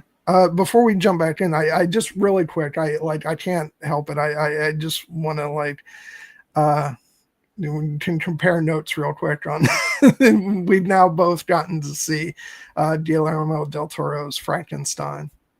And since we don't currently have a stream scheduled for that, I just I loved it. Great. I wouldn't place it among one of my favorite Guillermo del Toro movies, but I really liked it a lot. And I think my only thing with it would be that, and this could just be because I was really tired when I went to go see it. So I did have some feelings that it was a bit slow in certain places. But the whole thing had just this amazing dreamlike quality that I feel is so unique, where you go to the theater and it almost feels like the entire world outside ceases to exist for a couple hours, or in this case 2.5 hours, and it felt like I was in this other world for that time period. And so I feel even if there were a couple things that normally I might have quibbled about with regards to the pacing, or maybe this could have been a bit more dynamic in this place, I just feel like the fact that I was whisked away on this wholly unique journey that felt slightly eerie and but really emotional and haunting. I just feel I almost don't even want to pay attention to small little quibbles, because it was such a magical experience. So yeah, I thought it was really good. And I do think what everybody has been, including yourself, has been saying, that Jacob Elordi, is by far the standout of the film, and his performance is just out of this world. And it's all the more impressive because I haven't really seen him in much of anything. I've seen the first 2 episodes of Euphoria, which I haven't pressed on because it seems it seemed like the show was going to get upsetting, really upsetting. And so I was do I want to watch this? The jury's still out. I might go back to it, but I did not like him at all in the episodes, and not his acting, but just his character. I was oh no, you are a piece of shit. And so that was my own exposure to him. But oh my God, in this, he took my breath away. And especially when the story gets handed off to him, for the final act, it's just out of this world amazing. And everybody in the cast was great, and I think I'm completely entranced by Mia Goth now. But he, that's his movie, and he was just incredible. And then, of course, the movie reinforced that you really do not want to be born with Charles Dance as your father. I'm sure he's a lovely father in real life, but yeah, this is actually his second time playing Victor Frankenstein's father, funnily enough. Oh wow. Okay. But this was, I mean, I thought that I gave some of my thoughts on the movie last week, but I just, I really loved it. I agree, it's not a perfect movie. I think that it does have some stretches where it slows down a bit, and it is, a little overindulgent in certain aspects, but just the overall vibe of it, it's really like, it feels like it just a true gothic, lovingly rendered, gorgeous vision of the classic Mary Shelley tale. And in particular, the final act, like, I really thought brought the movie home. Like, it broke my heart, but also left it brimming with just kind of the fragile beauty of hope. And a lot of that was on the dynamic, the relationships of the creature played by Jacob Elordi with not only his creator, Victor Frankenstein, played by Oscar Isaac, but also with Mia Goth's character, Elizabeth. And I think that Jacob Elordi, I'm going to be championing him to get an Oscar nomination for this, right up until the moment that he doesn't. But I actually think he might. I actually think that I've seen enough buzz from people like singling him as the standout that I think that he could do it. And even given the genre bias, and he, I again hadn't seen him in much before this, but so I had no idea he had this in him. But it's a truly transformative and incredibly haunting and evocative performance for like one of the characters who is considered an icon of cinema. Boris Karloff's Frankenstein is one of the things that people think about when they think about the Universal monster movies, and he made it. Jacob Elordi made it his own, and Guillermo del Toro made it his own. So I mean, we'll see. Like, I would actually love to do a discussion on it at some point, because I think that, again, even if the movie isn't perfect, there's just so much there to dig into. So maybe in the new year, we'll see. But if not, I definitely think that this is going to rate on my top 10 of the year. I think that it's, just the overall vision of it is, enough to carry it over through maybe a couple parts of it that I thought could have been done a little bit more smoothly. But the ambition of the movie is immense, and I think it reaches those peaks more often than it does not. Yeah. Yeah, there's a lot of times where I'm like, where the overall vision of something and the way it makes me feel like overrides, like little quibbles that I have, where I'm like, you know what? No, I'm going to let it slide on those things because it just makes me feel transported. And that's what this movie did for me. So, yeah, it's, and I also want to say, like, they got me with the casting of Mia Goth as both Elizabeth and Victor's mother, because when I first saw because I didn't know what character Mia Goth was playing, because to tell you the truth, this is actually my first version of Frankenstein, that I've actually seen. Like, we all know the character and of both Victor Frankenstein and the creature, but like, I don't think I've actually ever seen a movie. So I didn't know who the other characters were, and I didn't know who she was playing. And then when Victor's mother comes on screen, I was like, is that her? But it didn't really look like her, because they applied like a couple of prosthetics and like the eyebrows and stuff like that. And I was like, no, I don't think that's her. And then when Elizabeth showed up, I was like, no, that's Mia Goth. And then come the end credits, I see that they were both played by Mia Goth. I'm like, oh, and yeah, that definitely adds some layers. It was a deliberate choice. Guillermo del Toro's part. Let's put it that way.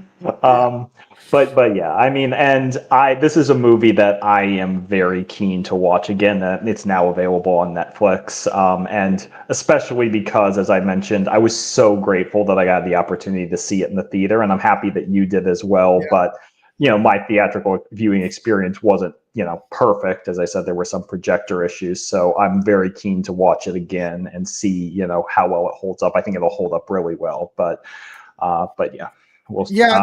The theater that I got to see it in, the the digital projectors at that theater are a bit faded, so it wasn't quite the optimal experience, but it was still really nice seeing it on a big screen. But I've since watched a couple bits on Netflix, and the beautiful Dolby Vision does really make the colors pop. So, but I'm grateful I got to see it in the cinema, and now I'll enjoy it on on Netflix, and presumably on a future Criterion Collection edition, since they did release Guillermo's Pinocchio on Criterion. So I would be very shocked if this didn't follow a similar route. Yeah, no, I mean, it seems like a lot of Guillermo's movies get Criterion releases. Pan's Labyrinth did, Devil's Backbone, Kronos, Nightmare Alley, Pinocchio. Probably not Pacific Rim. No, I'm not waiting to hold my breath for that one. But I think the Frankenstein will. Which actually, you've just reminded me that come Tuesday, I'll be after my therapy appointment, I'll be heading over to Barnes and Noble, because this month there's a 50% off Criterion Collection sale at Barnes and Noble. And I know what you're going to say, but but sometimes we have to break our rules. Okay. And there's a couple of Guillermo films on 4K from the Criterion Collection that I think I will be adding to my collection. So very good. Anything else you want to discuss before we jump back in? No, let's head back to the Fantastic Four. Oh, wait, no. I know. One thing I was talking about me spending more money, but I actually did this on the evening that I went to go see the movie before I saw the film, but I kept it unwrapped just in case I felt like I didn't want to keep this, after seeing the movie. I did, and I'm glad I have it now. It is this beautiful big Frankenstein book, which is a making of and art of book all in one. And it's gorgeous. It's one of the best of these that I've ever seen, just in terms of the stuff that's in it. So yeah. That's me again. Like, you know what? I'm like, my feeling was I've been feeling sick. Okay. I deserve to buy myself stuff. Retail therapy in addition to regular therapy. As a wise woman from Parks and Recreation once said, treat yourself. Yeah. Okay, now let's go ahead and dive back in, and let's talk about we still have a couple. We didn't talk about Herbie, but let's spend some time with the villains first. Then we'll save some time for Herbie, because we won't have to dive in much for him. Let's start with Shia Ball, just played by the wonderful Julia Garner. Great year for her between this and Weapons. Yeah. But yeah, she is absolutely amazing, both like creepy, unsettling, but also like tragic and beautiful, and and just like all these wonderful, like she does exactly like like the right things at the right moment. When she first comes on the screen, it's like it's very unsettling, just her proclaiming doom to the people of the earth, and but then we get just bits of her being like the layers being pulled back, like in her moments with Johnny, and then eventually when we discover her past, and I just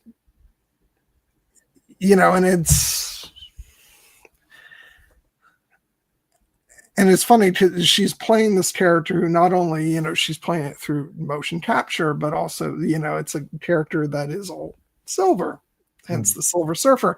And so it kind of, her face is still there. So like the emotions can be conveyed, but it's a bit more difficult than if she was just herself playing on screen. But I just thought she did an absolutely wonderful job, like conveying everything. And again, I keep bringing him up, even though I haven't like just gone on a full on like rave about the store itself. But I think that Michael Giacchino's theme for her in particular, because so much of the store revolves around the main Fantastic Four theme and different variations of that. But then there's this beautiful, tragic theme for Shalabal, and that just feels like ancient and emotional and powerful, and it uses a lot of chorus, and I just think that works so well hand in hand with her performance of like just really driving home the tragedy of her character, someone who basically sacrificed herself to save her own world, but in doing so is now dooming other worlds to that fate. And she just does such a wonderful job of conveying the weight of that and that guilt, and but not knowing anything else but to go on until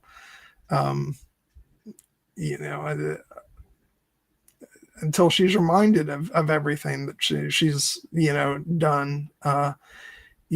She's done her best to just sort of keep going forward and not listening to what's behind her. But then Johnny brings those cries of pain and anguish from all the people that Galactus has completely destroyed, and so she has to face it, and just the emotion from her in that scene is just it's so great. It's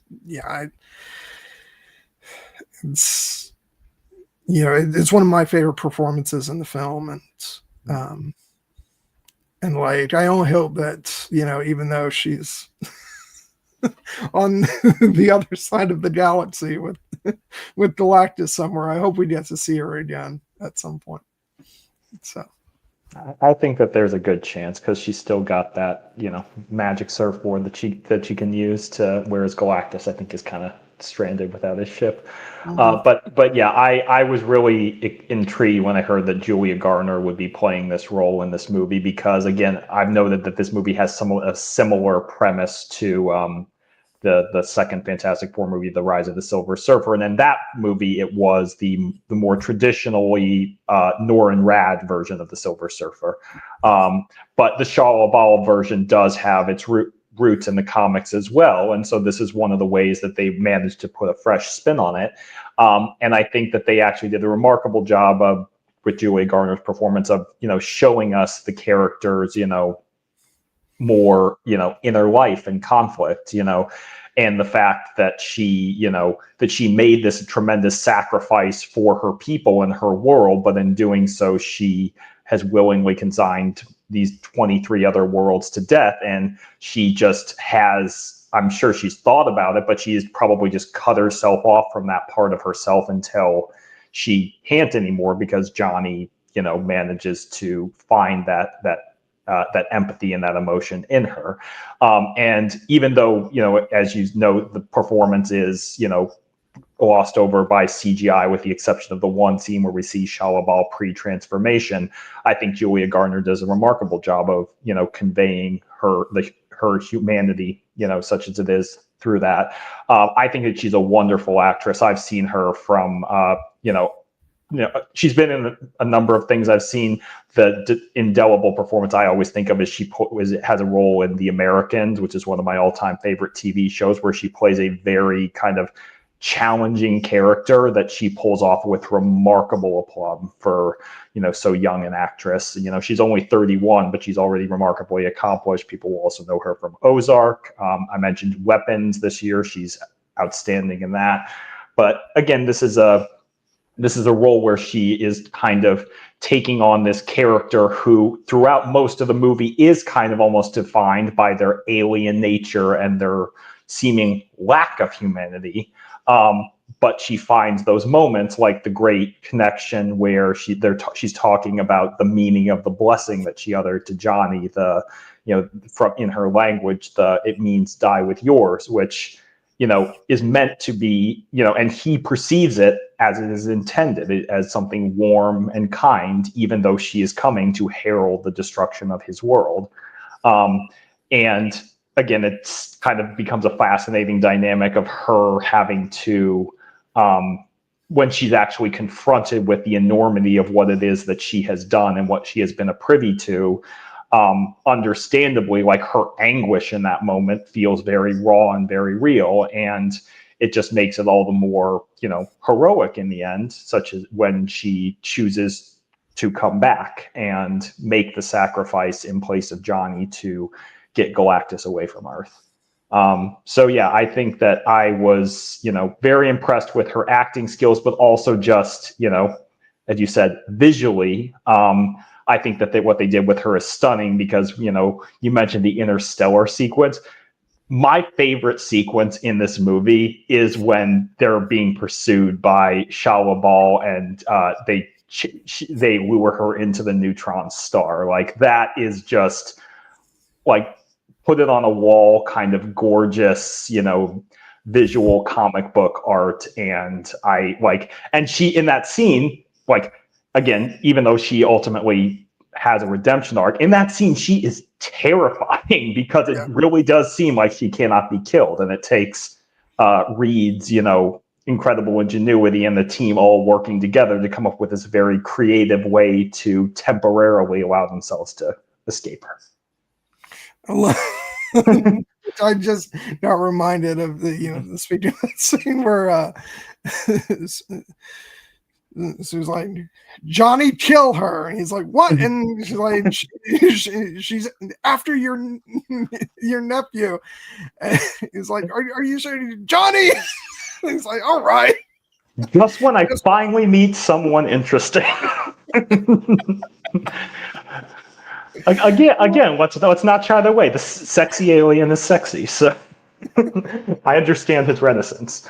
Yeah. Again, if evil, why hot? And it turns out she's not actually that evil. Yeah, that's an evil thing, but yeah.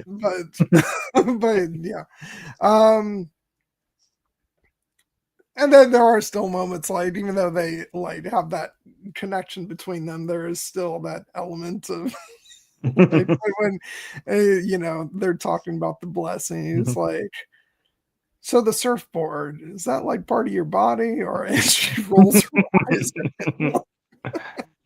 and then flies off. Oh my god. But yeah, no, it was because, and the character is monumentally important, not like she has a fascinating like character arc on her own, but also when you're dealing with a villain like Galactus, you need someone who's on a much more, even though she herself is not, quote unquote human, but someone on a more human scale for the characters to both treat with and to be an obstacle to those characters. And she is much more than that. She gets this beautiful emotional arc, and she's a rich character, but also it serves the story function of giving someone our characters can communicate with who's not a large booming voice and standing super tall above them. Speaking of which, let's talk about Galactus himself, played just with magnificent authority by the great Ralph Ineson, who you and I not familiar with. Yeah, we've seen him in a fair few things that we love and have talked about on this channel. And I want to apologize because I really don't have any good pictures of him, just because the trailers hid him for the most part. So, but I've got just a couple from just so we can get an idea of his scale. And I do want to say, like, one of the things that really fascinated me from, like, not even talking about the character himself yet, but the execution of the character, which surprised me just because I made some assumptions when I saw this film originally, but watching the behind the scenes stuff on the Blu-ray, I was astonished to discover that Ralph Ineson actually was dressed up as Galactus, and they shot stuff with him. I thought it was just pure motion capture, but it actually was not. Obviously there was CG enhancements clearly and stuff, but they shot him dressed up as Galactus, and shooting it in a way that's, it gave him scale and all that. And when I saw that, I was like, holy shit.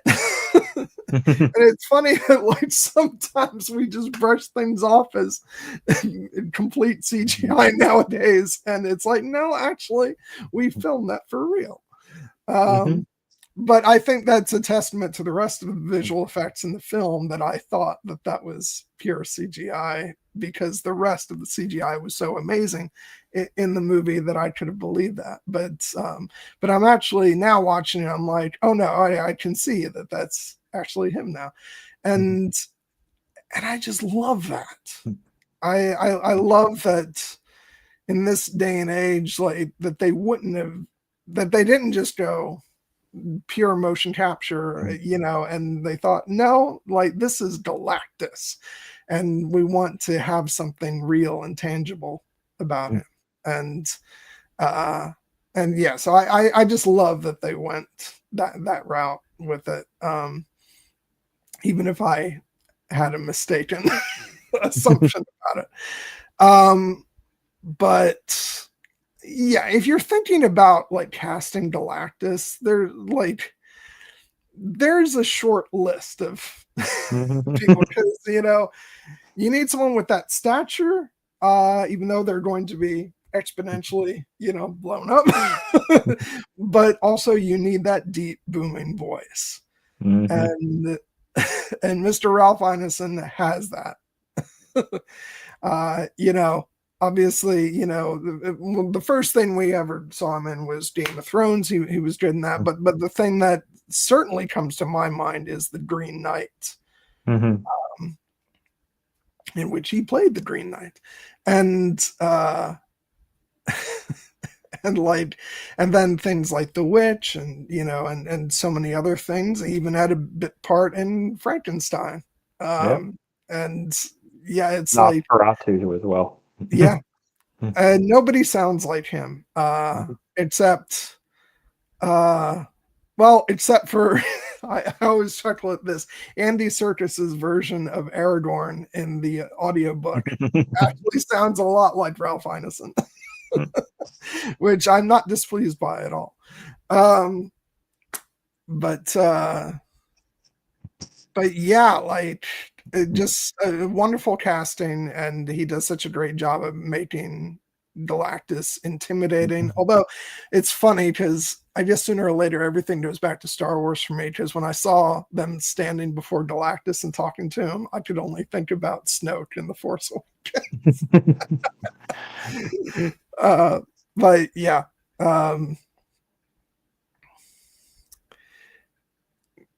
Yeah, and it's interesting that, and Galactus in this film, it's like, we're not just going to have somebody who's, like, evil for evil's sake. This is a being that actually is really tired of his existence and is looking for a way out. And, that way out involves, stealing a child from his parents, and using that child as a replacement to to gobble up planets. Normal stuff. But there is a sort of element of the character that is tragic, who, he says he was once small like you, and before this eternal hunger. And so it is someone who actually lives quite a like, you know, tragic existence, even as, you know, he's killing people and destroying planets, but there is an element of tragedy for him as well. So I just like that it's not just like, I'm doing this because I'm evil and and I'm going to destroy everything in my path. It's just that is his existence, but he actually wants out of it. And so as much as you can give, like, you know, dimension and pathos to a character like Galactus, I think they did a good job. Yeah, I just, and the way that Ralph Ineson plays it, I like those little touches, like, you know, when you know, he almost falls for the trap, you know, and near the end of the movie, but then he pauses and he's like, clever little bugs. And yeah, so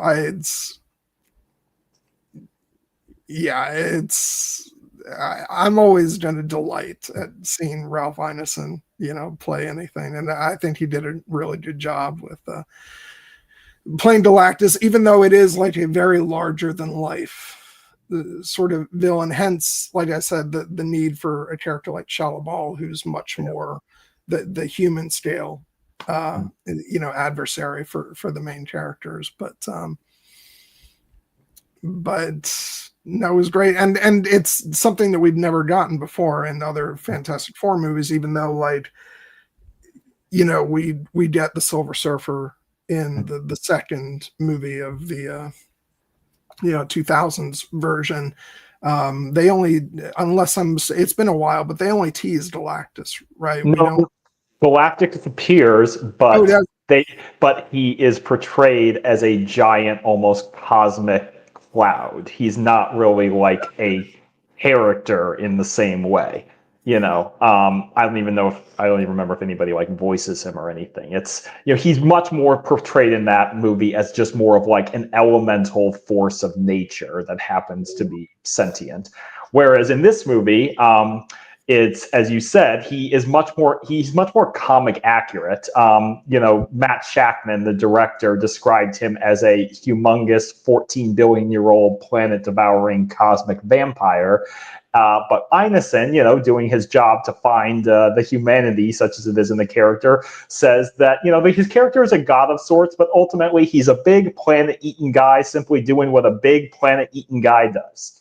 And as you said, he also is kind of like, maybe what if I weren't a big planet-eating guy? Maybe somebody else could be that, and I could go kick my feet up on a beach somewhere. So yeah, it's as you said, like with a character like this, there is only so much you can do in terms of you know, portraying him, you know, as an actual character. But it is notable that, like, in the actual comics, like, this is what Galactus looks like with the big helmet, and this is one of the elements that Kevin Feige was apparently very passionate about. He was like, no, we're going to do a comic accurate version of Galactus. And when I heard that movie, I was like, but how? You know, he is like, are you going to have the guy like with the jaws big enough to swallow the planet whole? No, it turns out he uses his ship and everything to act. But as you said, he, like, at one point he was just a little guy, you know, until all of a sudden he got bitten by this hunger bug. But I do think that even though, like, he doesn't have the same, you know, emotional range that a character like Shia LaBeouf and Julia Gardner get to play with, we do get those moments of his, you know, his malice and his, you know, kind of dark, you know, humor with the clever little bugs line, but also just in terms of the performance, the physicality of, as you said, actually having Ralph Ineson there on set, so that it's not just a pure CGI, you know, battle back and forth. There actually is an actor there going through the motions of, you know, stomping through this city, you know, destroying everything in his path on his way to claim his salvation, as he puts it, how he sees Franklin. So yeah, I think that he's certainly a memorable villain. You know, he probably won't be counted among the same, you know, like emotionally complex villains the MCU has given us on the level of someone like Thanos or Killmonger, but I think that he has definitely earned his place as one of the better ones. Yeah. And truth be told, like, this is usually the way of it, that like the big bad of like any like sort of, you know, even though this isn't like a typical or quote unquote origin story, it is like the first Fantastic Four movie in the MCU, and typically those, like, they don't have the most dynamic villains, but what they usually do is the villain ends up being a reflection of the main hero character, and that's not what they do here. You know, you take Galactus, which is one of the big like Fantastic Four villains, and they're saying, yeah, let's do it, it's gonna be crazy and it's gonna be insane, but let's do this. And then on top of that, they also give us Shia LaBeouf, who is an extraordinarily fascinating character. And so actually, I think that as far as like, you know, having a villain for their first outing, like, this is villain wise, I think they do better than a lot of like, you know, MCU movies do on their first outing, you know, as far as creating like compelling villains, mostly because we get Shia LaBeouf, you know, who's wonderful, and Galactus, just by the virtue of the fact that he's not a carbon copy of the heroes, you know, which we very often get. And he's played, you know, regardless of, he's not the deepest of characters, but he's played very entertainingly by Ralph Ineson. And so, yeah, I thought it worked great. Like, I think they did a really good job overall with, you know, the sort of central conflict and the villains in this story. And, you know, and then in the post-credit scene, we get a tease of the real, you know, like the villain of all villains for the Fantastic Four, and that is Dr. Doom. So, yeah. Oh, God, I can't wait to see how all that unfolds in Doomsday. I'm just dying for like the first trailer for that. Like, oh God, like seriously, Jared, like, we're the Fantastic Four, the Thunderbolts, the X-Men, you know, like, it's just, there's going to be so many.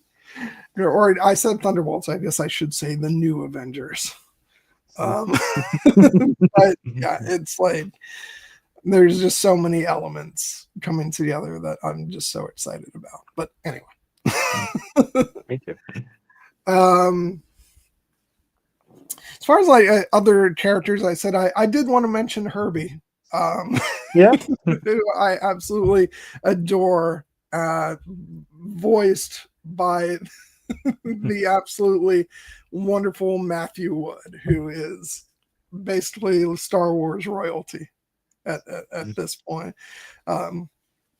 You know, got his start in the Star Wars prequels and then went on to, you know, he's the voice of, you know, the, you know, Trade Federation battle droids, General Grievous.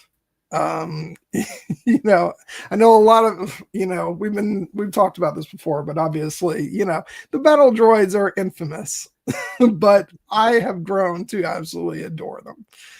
And I love Matthew Wood's voices for them. Yeah. No, I mean, I'm Matthew Wood is a legend. I'm so glad that he is he is primarily a sound editor by trade, but he also has developed quite a robust voice acting career, but not only in Star Wars, but now in franchises like, you know, the Marvel Cinematic Universe, and he even got to play, you know, Bib Fortuna in the Book of Boba Fett, so he's done a little bit of live action screening as well. But I think that this is, you know, Herbie as you said, he's he's a simple robot, as robots go. But he's such an earnest one. He wants to help, and I just love some of the interactions we get with him early, like when he's helping out with dinner, and Ben seems like genuinely surprised and delighted that he's made the soup so well. And then when he's trading fist bumps with certain characters like but Johnny. my favorite is when Sue comes in and sees that he's building the baby crib, and Kirby makes this noise that sounds like "you're back."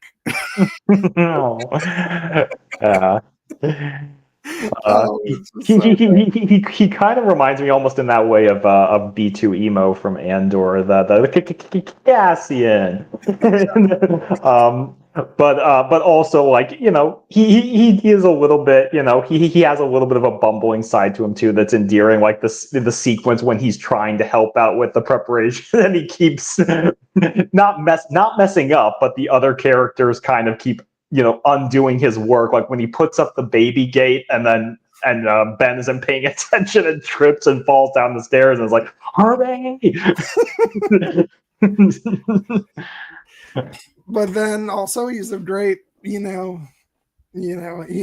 a great help. He works with Reed, helping out with all the experiments, and like when they go on the space mission, he's on there with him, and which again, I'm just going to go back to like talking about the production design. Just look at that, like, oh god, it's so beautiful.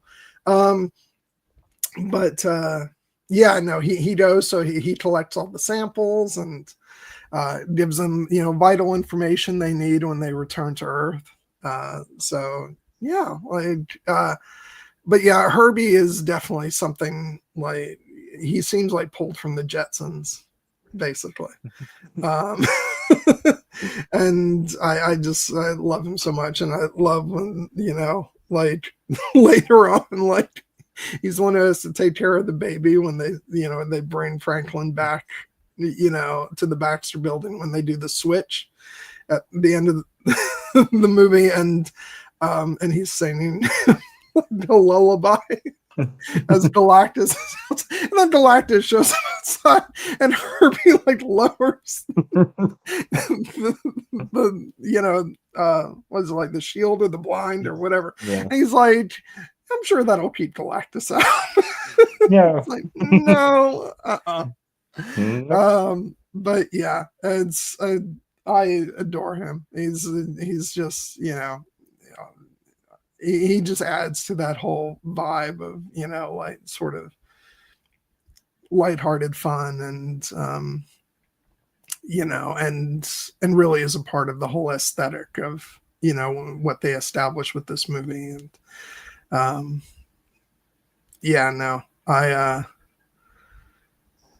hope, I have to assume Herbie's along for the ride. In that post-credit scenes of Thunderbolts, when the Fantastic Four are on their way to to the rest of the MCU. I have to imagine that Herbie's on board with them. So looking forward to more of him as well. Yep, absolutely. All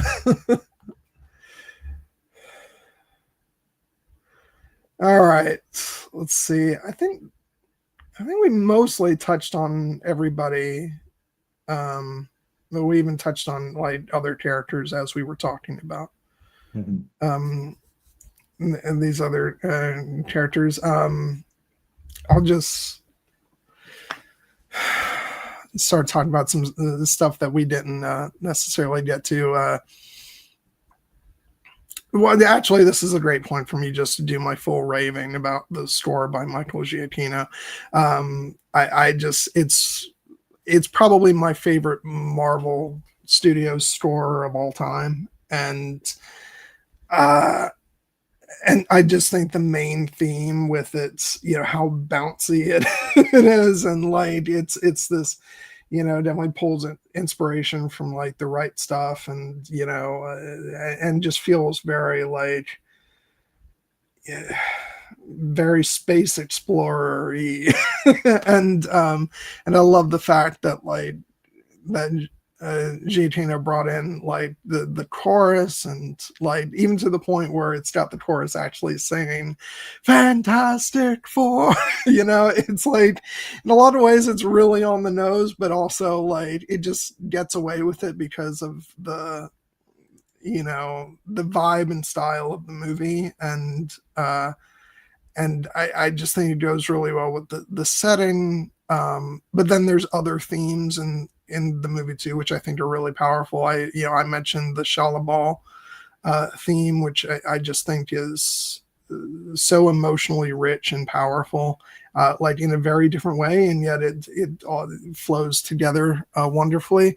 I love the sequences where the music like extends over those montages, like when they're getting ready to leave Earth to go find Galactus, but especially then after Sue gives Reed the idea of actually moving the planet as a way to escape Galactus, there's just this long extended sequence of like all the planning and like calling on the people of the Earth to like pitch in, and having all these different sequences just showing everybody doing different things, and Reed and Sue watching over the baby, and like and Johnny and Ben interacting, and it's just got this beautiful music that just carries throughout the entire thing, but is also like propulsively driving the narrative forward.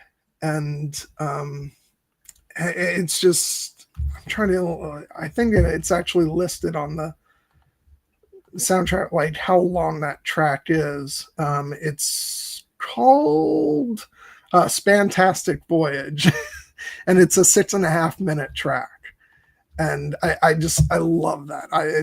I love when the filmmaker just gives it to the composer basically to say, here, you're going to make this sequence what it is. And I just thought that was absolutely gorgeous and beautiful. And yeah, it's like, not only is it one of my favorite Marvel soundtracks, and quite possibly my favorite, I just think it's one of the better film soundtracks of the past several years, because I just feel like nowadays filmmakers are wanting composers to sort of play it safe and like just be supporting the action on screen instead of like allowing the music to really stand out on its own. And that's actually, I feel like that's been a thing that a lot of Marvel movies have had, where like the music supports the action well, but nothing necessarily really stands out as like, oh, this is like a really great piece of music. This is something I'd want to listen to, on a soundtrack album by itself. That's not always the case, but it's predominantly how I felt about Marvel films.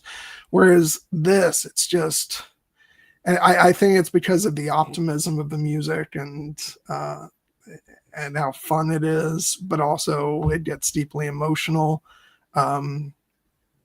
Yeah, I love it, and I'm pissed off that it wasn't released on CD, but but I did buy the digital version and have listened to it many, many times. So yeah, I'm absolutely in love with the score, and yeah, I'm really hoping that Alan Silvestri will incorporate elements of it into his score for the Avengers movies, because I can't imagine seeing the Fantastic Four on screen without hearing elements of the score. Yeah. No, I think that he will, and I think that it will, certain refrains in particular, like the whole, Fantastic Four, like has already become just like an earworm that automatically associates with the character. But I definitely agree with your point about like, this is a movie where the score actually gets to kind of shine a little bit rather than being a little bit more in the supporting realm. Because Michael Giacchino, I mean, we love him as a composer. He did Lost, he did The Batman, he did Rogue One.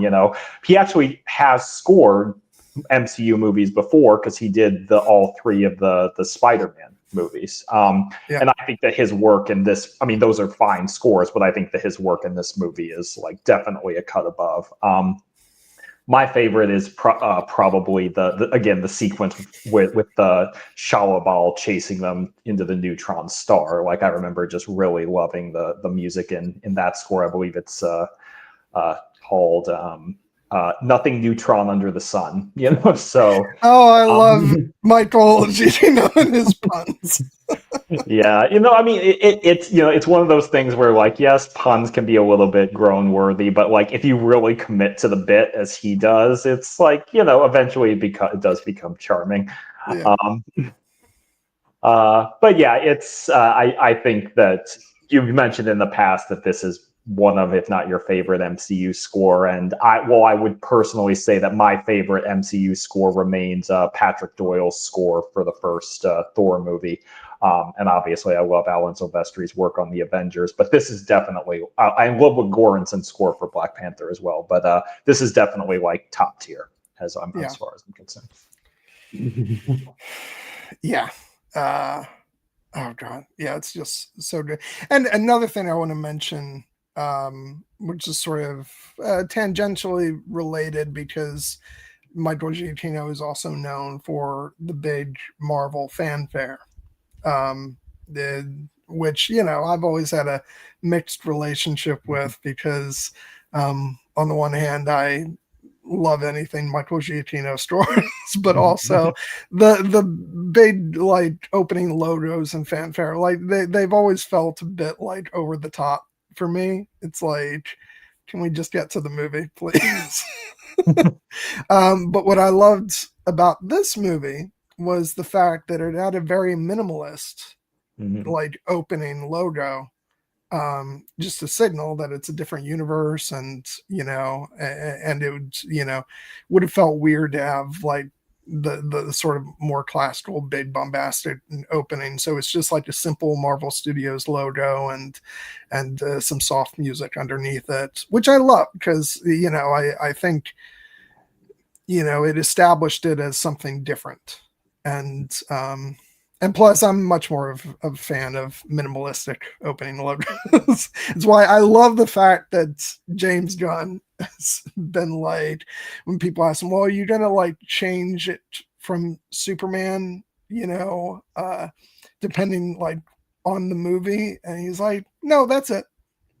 We're not going to do anything overblown. It's just that. And, and I'm like, yes.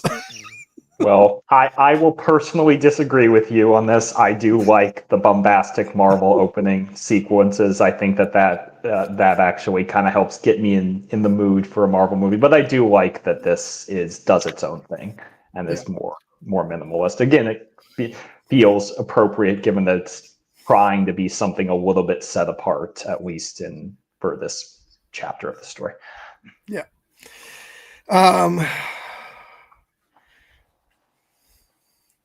But yeah, so yeah, bottom line, I absolutely adore the music, and if Marvel goes back one day and like as a commemorative thing decides to like issue some of its scores on CD that didn't get the release, then I will be ordering that thing quick as I can, because yeah, this is one of my favorites. And but yeah,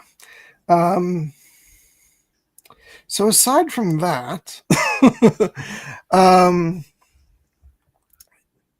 you touched on the music for this sequence. I again like want to just take a minute to sort of talk about it a bit more, when they're running from Galactus, and Shalabal is chasing them on the ship. Like this entire sequence, like it deals with a black hole, and it has all this stuff, but it's like all this space stuff is so rooted visually in with Interstellar as an inspiration, as well as like other sort of space themed films. But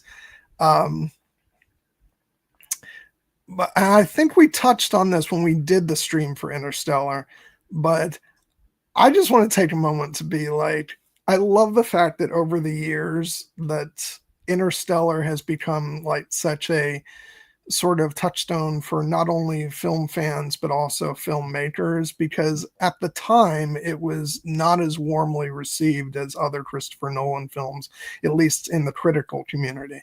And I'm just like getting with the fact that it, regardless of that, it has had such an impact in the, did we do like a 10th anniversary of it? We did we did it earlier this year actually, because we missed the actual 10th anniversary, but I think it was our second stream of the year, and it was a good one. Go back and listen to it if you haven't. But it feels like, it's vindication for those of us who loved it, immediately. And to see that it's had such an impact, like with not only like the stuff with the black holes in this movie, but like with the camera mounted on the ship and stuff. And I'm like, yep, that's that's all thanks to Interstellar. And I'm like, yeah, you all can go to hell who didn't care for the movie when it came out, because it's a bona fide modern classic. Yeah. No, and definitely, introduced to people, in a more common parlance, the ideas of like time dilation that this movie also plays with the great moment again where they trick Shala Ball, and they're like, and she gets stuck, and they're like, it'll take her a month to break free of this. And it kind of feels like, thinking back to Ben's like, we talked about the time dilation, and it's like, how much of a dilation is it? And then she goes, more than mine. Again, but Tish. but it's too easy to, couldn't pass that one up. But yeah, that whole sequence is just so exciting and thrilling, and like everything, working in tandem, and it's just, yeah, it's, and there is one bit apparently they removed from the movie because it was a bit too on the nose. It's when Ben is, getting ready to hand over the baby to Reed. Apparently they were to have like the baby like float across into Reed's arms, and then in the midst of that they were going to do like, a shot like against the window. It was going to be 2001-esque with like the baby as the stand for like the Star Child thing, and I'm actually glad they didn't do that. I can understand the impulse to want to do that, because there's so much in this film that is Kubrick inspired, just with the setting and the production design and all that. But that may have been a step too far. So I don't know, but I would have loved to see that as a deleted scene, which they did not include. But yeah. Yeah, it's like, apparently Matt Shakman said, we have to get this shot. It's going to be the most important shot in the whole movie. And then they were like, no, it's too much. It would have been a little indulgent, but the baby is like a cosmic superpowered, baby, so it might have worked. But in particular, like we're talking about how visually stunning that sequence is, I will note that it also just is incredibly emotionally impactful, because obviously the sequence culminates after they've successfully evaded Shala Ball with the birth of Franklin, and and Sue's like struggle in that moment. We see her very real fear, not only for her son, but for like all of her family in this moment, like in her saying like it wasn't supposed to be like this. But then Reed, taking, calming her, being with her in that moment, and then the kind of the great beat where they finally realize that the baby's here, and yes, indeed, he is. Even if he is cosmically superpowered, he is a normal baby. He is their son. And also the earlier scene when Reed's still freaking out, and he's like, we haven't run this test, and then she shows him the baby just by going partially invisible. He says, that is such a bullshit way to win an argument. Oh god. I feel like there's so much we could still talk about, but as we start to sort of wind down, I want to sort of zero in on not even like the action, the overall action scene at the end, because we mentioned a couple of things from, but really like the final bit with Sue, you know, when she's seems to have given her life to rid the Earth of Galactus and to save Franklin, and you know, and because we know that the characters are returning for Avengers, it's like we know Sue's not dead, but they do a great job of really like pulling us into the emotion in the moment, and even if we know there's some way she's going to survive, like it doesn't change the emotional reaction of Reed and of the others, and you know, and as we're, you know, watching him, you know, giving her CPR and trying to bring her back, in that slow realization that, you know, she's gone. Which anytime I see that, a scene like that, I always flash back to Lost, and the scene where Jack refuses to give up on Charlie.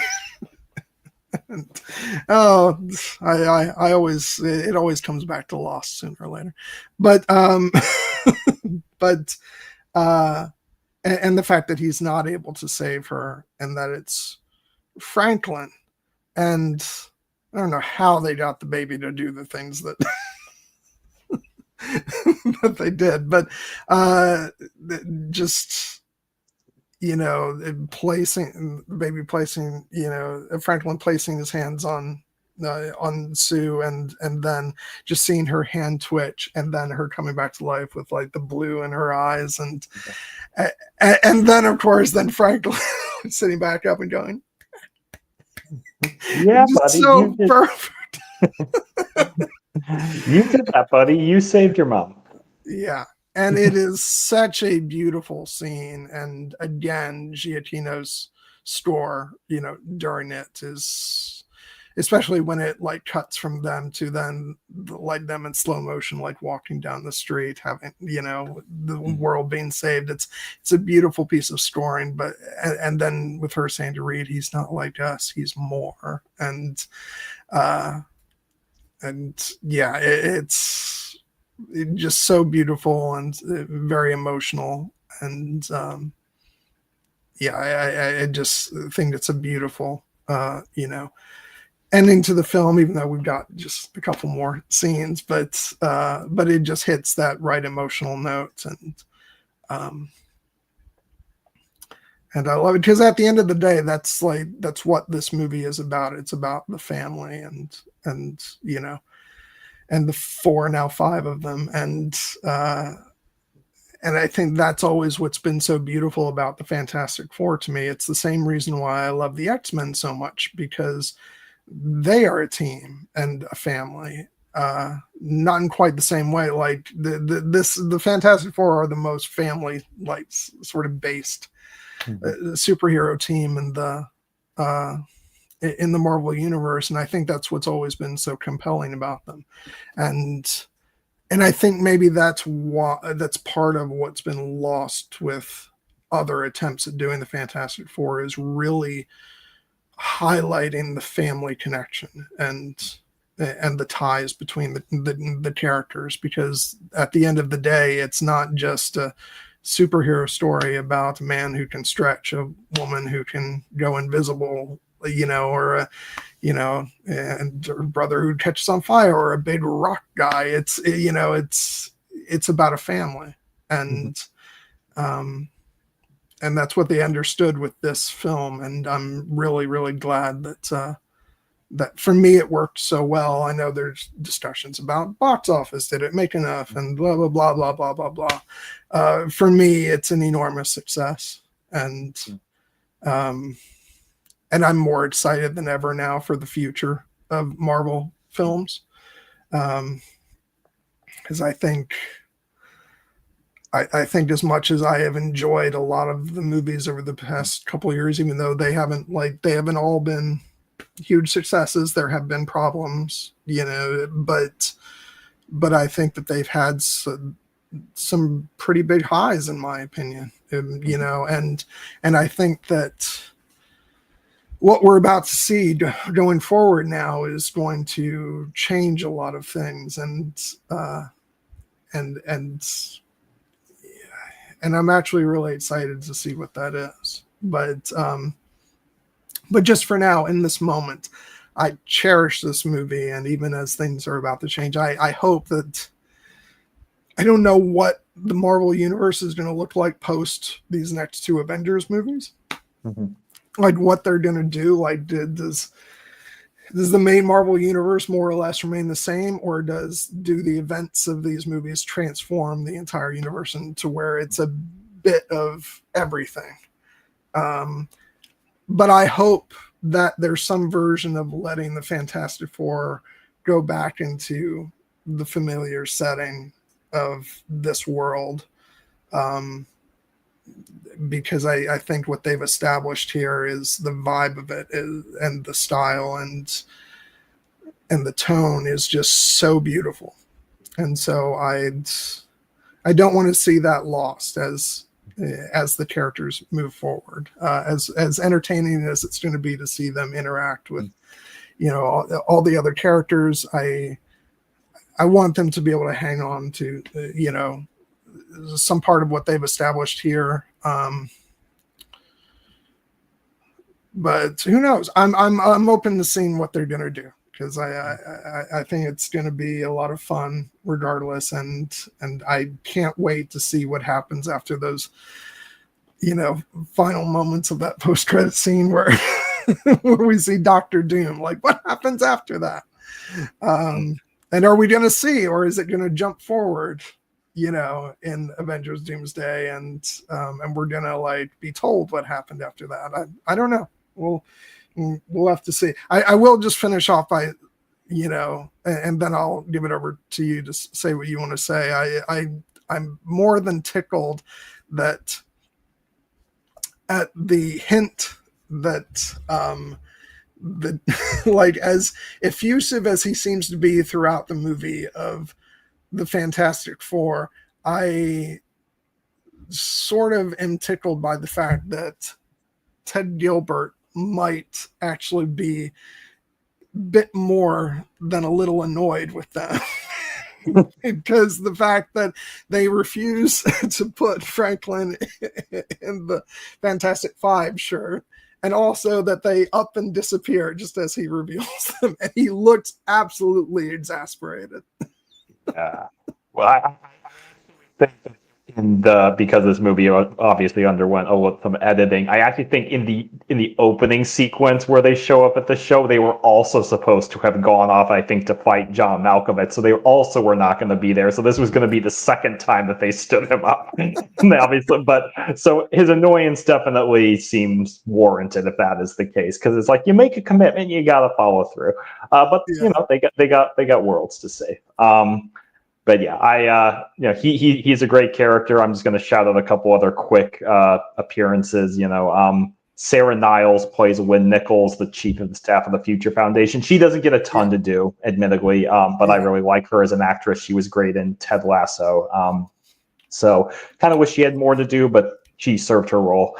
Paul Walter Hauser plays Mole Man. We've mentioned that, he's always good in anything he does, and he gets kind of a really funny scene where he makes it clear that he doesn't get along with Reed, even though he has a good affection for Sue. Don't be mad at me, Johnny. I didn't dress you. Yeah. And then just as kind of a little fun afternote, I've mentioned that there have been multiple iterations of the Fantastic Four that have already appeared on screen. There actually infamously is a version of the Fantastic Four that never did appear on screen, the unreleased version of the 1994 Fantastic Four film that was made so that the company could hold on to the rights. And I thought it was a nice touch that the actors who played the Fantastic Four in that film, Alex Hyde White, Rebecca Staub, Jay Underwood, and Michael Bailey Smith, they all get cameos in this movie. Oh, nice. two of them play reporters at the press conference, and two of them play, I think, construction workers who, salute Johnny when he puts out the fire. So again, nice way to honor like the entire legacy of the Fantastic Four cinema. Yeah. Oh God. So great. Yeah. Yeah, I was not familiar with that. Almost.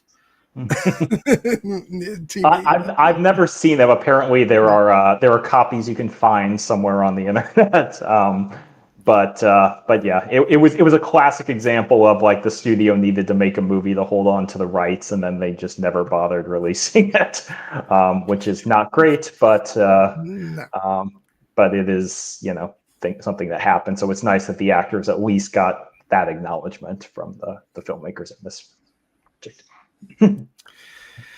Yeah. Oh God. But yeah, I just once more want to say, like, how much it just means to me as someone who's, had great affection for these characters going back to childhood, just to see a version like this that I think was made with such love and care, great casts, great behind the scenes, crew, and the design of the film, the music, just the direction, the writing, which I think is beautiful.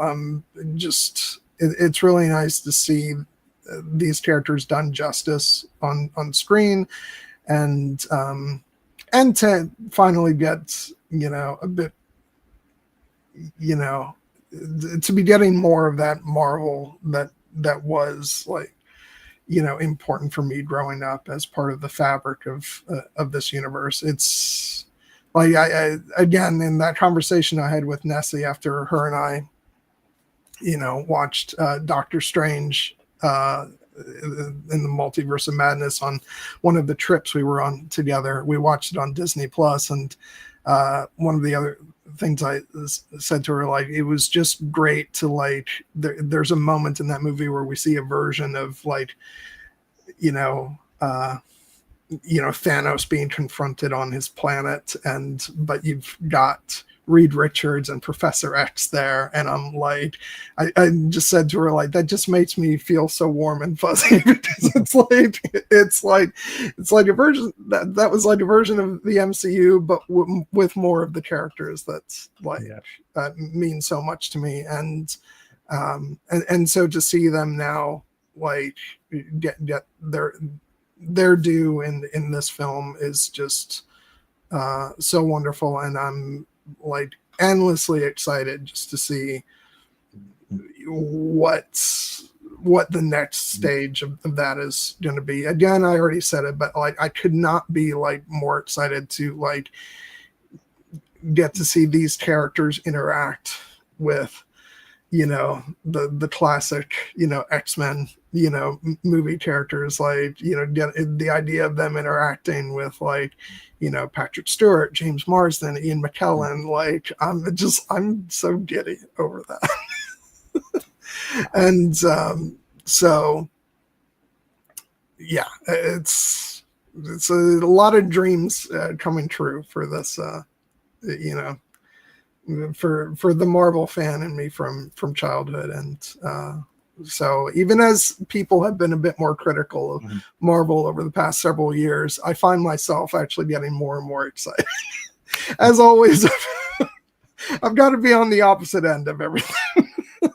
I again the anti-MCU hipster liking it after it was cool, but obviously that's not entirely fair, because Marvel is still putting out a lot of good stuff, even if it's perhaps not as consistent for the general public. I in particular, we talked about my favorite Marvel movie of the year earlier, Thunderbolts, which I think is one of their absolute best that they've ever done.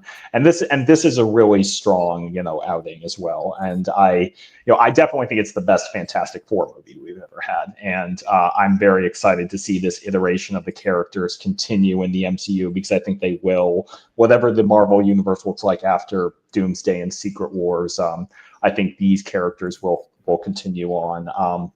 And I'm excited to see how they fit into that larger context. And in the immediate term, I'm very excited to see them go against their arch nemesis, Doctor Doom, played by Robert Downey Jr. Because again, this is, I do have, again, affection for the version of Doctor Doom in the original movies played by the now late Julian McMahon. But I think that what Robert Downey Jr. is going to do with the character is going to show that why Doctor Doom is the perhaps defining villain in all of Marvel Comics, with the possible exception of Magneto. He is an adversary worthy of taking on, an entire team of Avengers and Fantastic Four.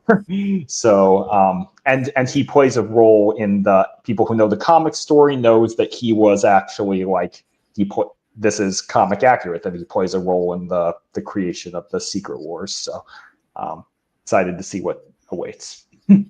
Yeah. And yeah, my big issue with the Julian McMahon version of the character is that we see him as his normal self before we see him as Doctor Doom, and I feel like when you see Doctor Doom for the first time, he really should be in his full regalia of Doctor Doom to inspire that sense of seeing this larger than life character rather than someone who is like a normal human and then puts on this, visage. Even though I'm sure we will see Robert Downey Jr.'s face. One would hope if you're going to go through the trouble of casting him. But the fact that the first glimpse that we get him in is from the back, so we don't see his face, but we see the mask and the whole outfit and everything. It's that's Doctor Doom, and so I'm very excited. But yeah, okay, we'll go ahead and wrap things up. Thank you for, I know we didn't have that much of an audience tonight. Seems like a lot of people, in our circle still haven't gotten a chance to see this movie, but I really want to thank the people who dropped by and anybody who will watch later, hopefully. There'll be more of that next week, because we'll be talking about Alien Earth, and as we like to joke, the Alien franchise doesn't really get us our biggest audience, but that's okay, because I can't wait to talk about those episodes with you. That's going to be a lot of fun. And once again, I just want to say it's nice to be back in the swing of things. I'm still not 100%, but it feels good to get to do these discussions and get back to sort of a little bit of a sense of normal. Yeah. But yeah. Anyway, thanks again for everybody who watched, and again, if anybody sees this who hasn't yet subscribed to the channel, please do so, and give us a like. So until then, anything you want to say before we sign off, Jared? No, just I'm glad that we were able to make today work. I'm glad we're back in the swing of things, doing things on a more consistent weekly basis now.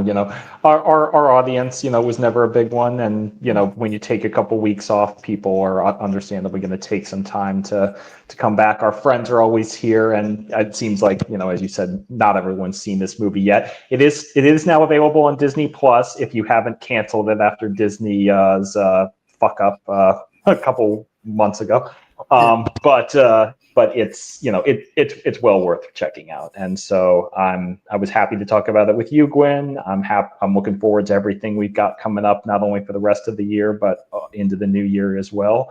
And if hopefully some of you will continue to join us on the ride as we continue to talk about many of the movies and TV shows that we love, and maybe we can inspire you to check out a few of them if you haven't already. Yep. So anyway, until next week, I guess the only fitting way to close this out is by saying it's clobbering time. Bye, everyone. Say it. I don't wanna say it. All right.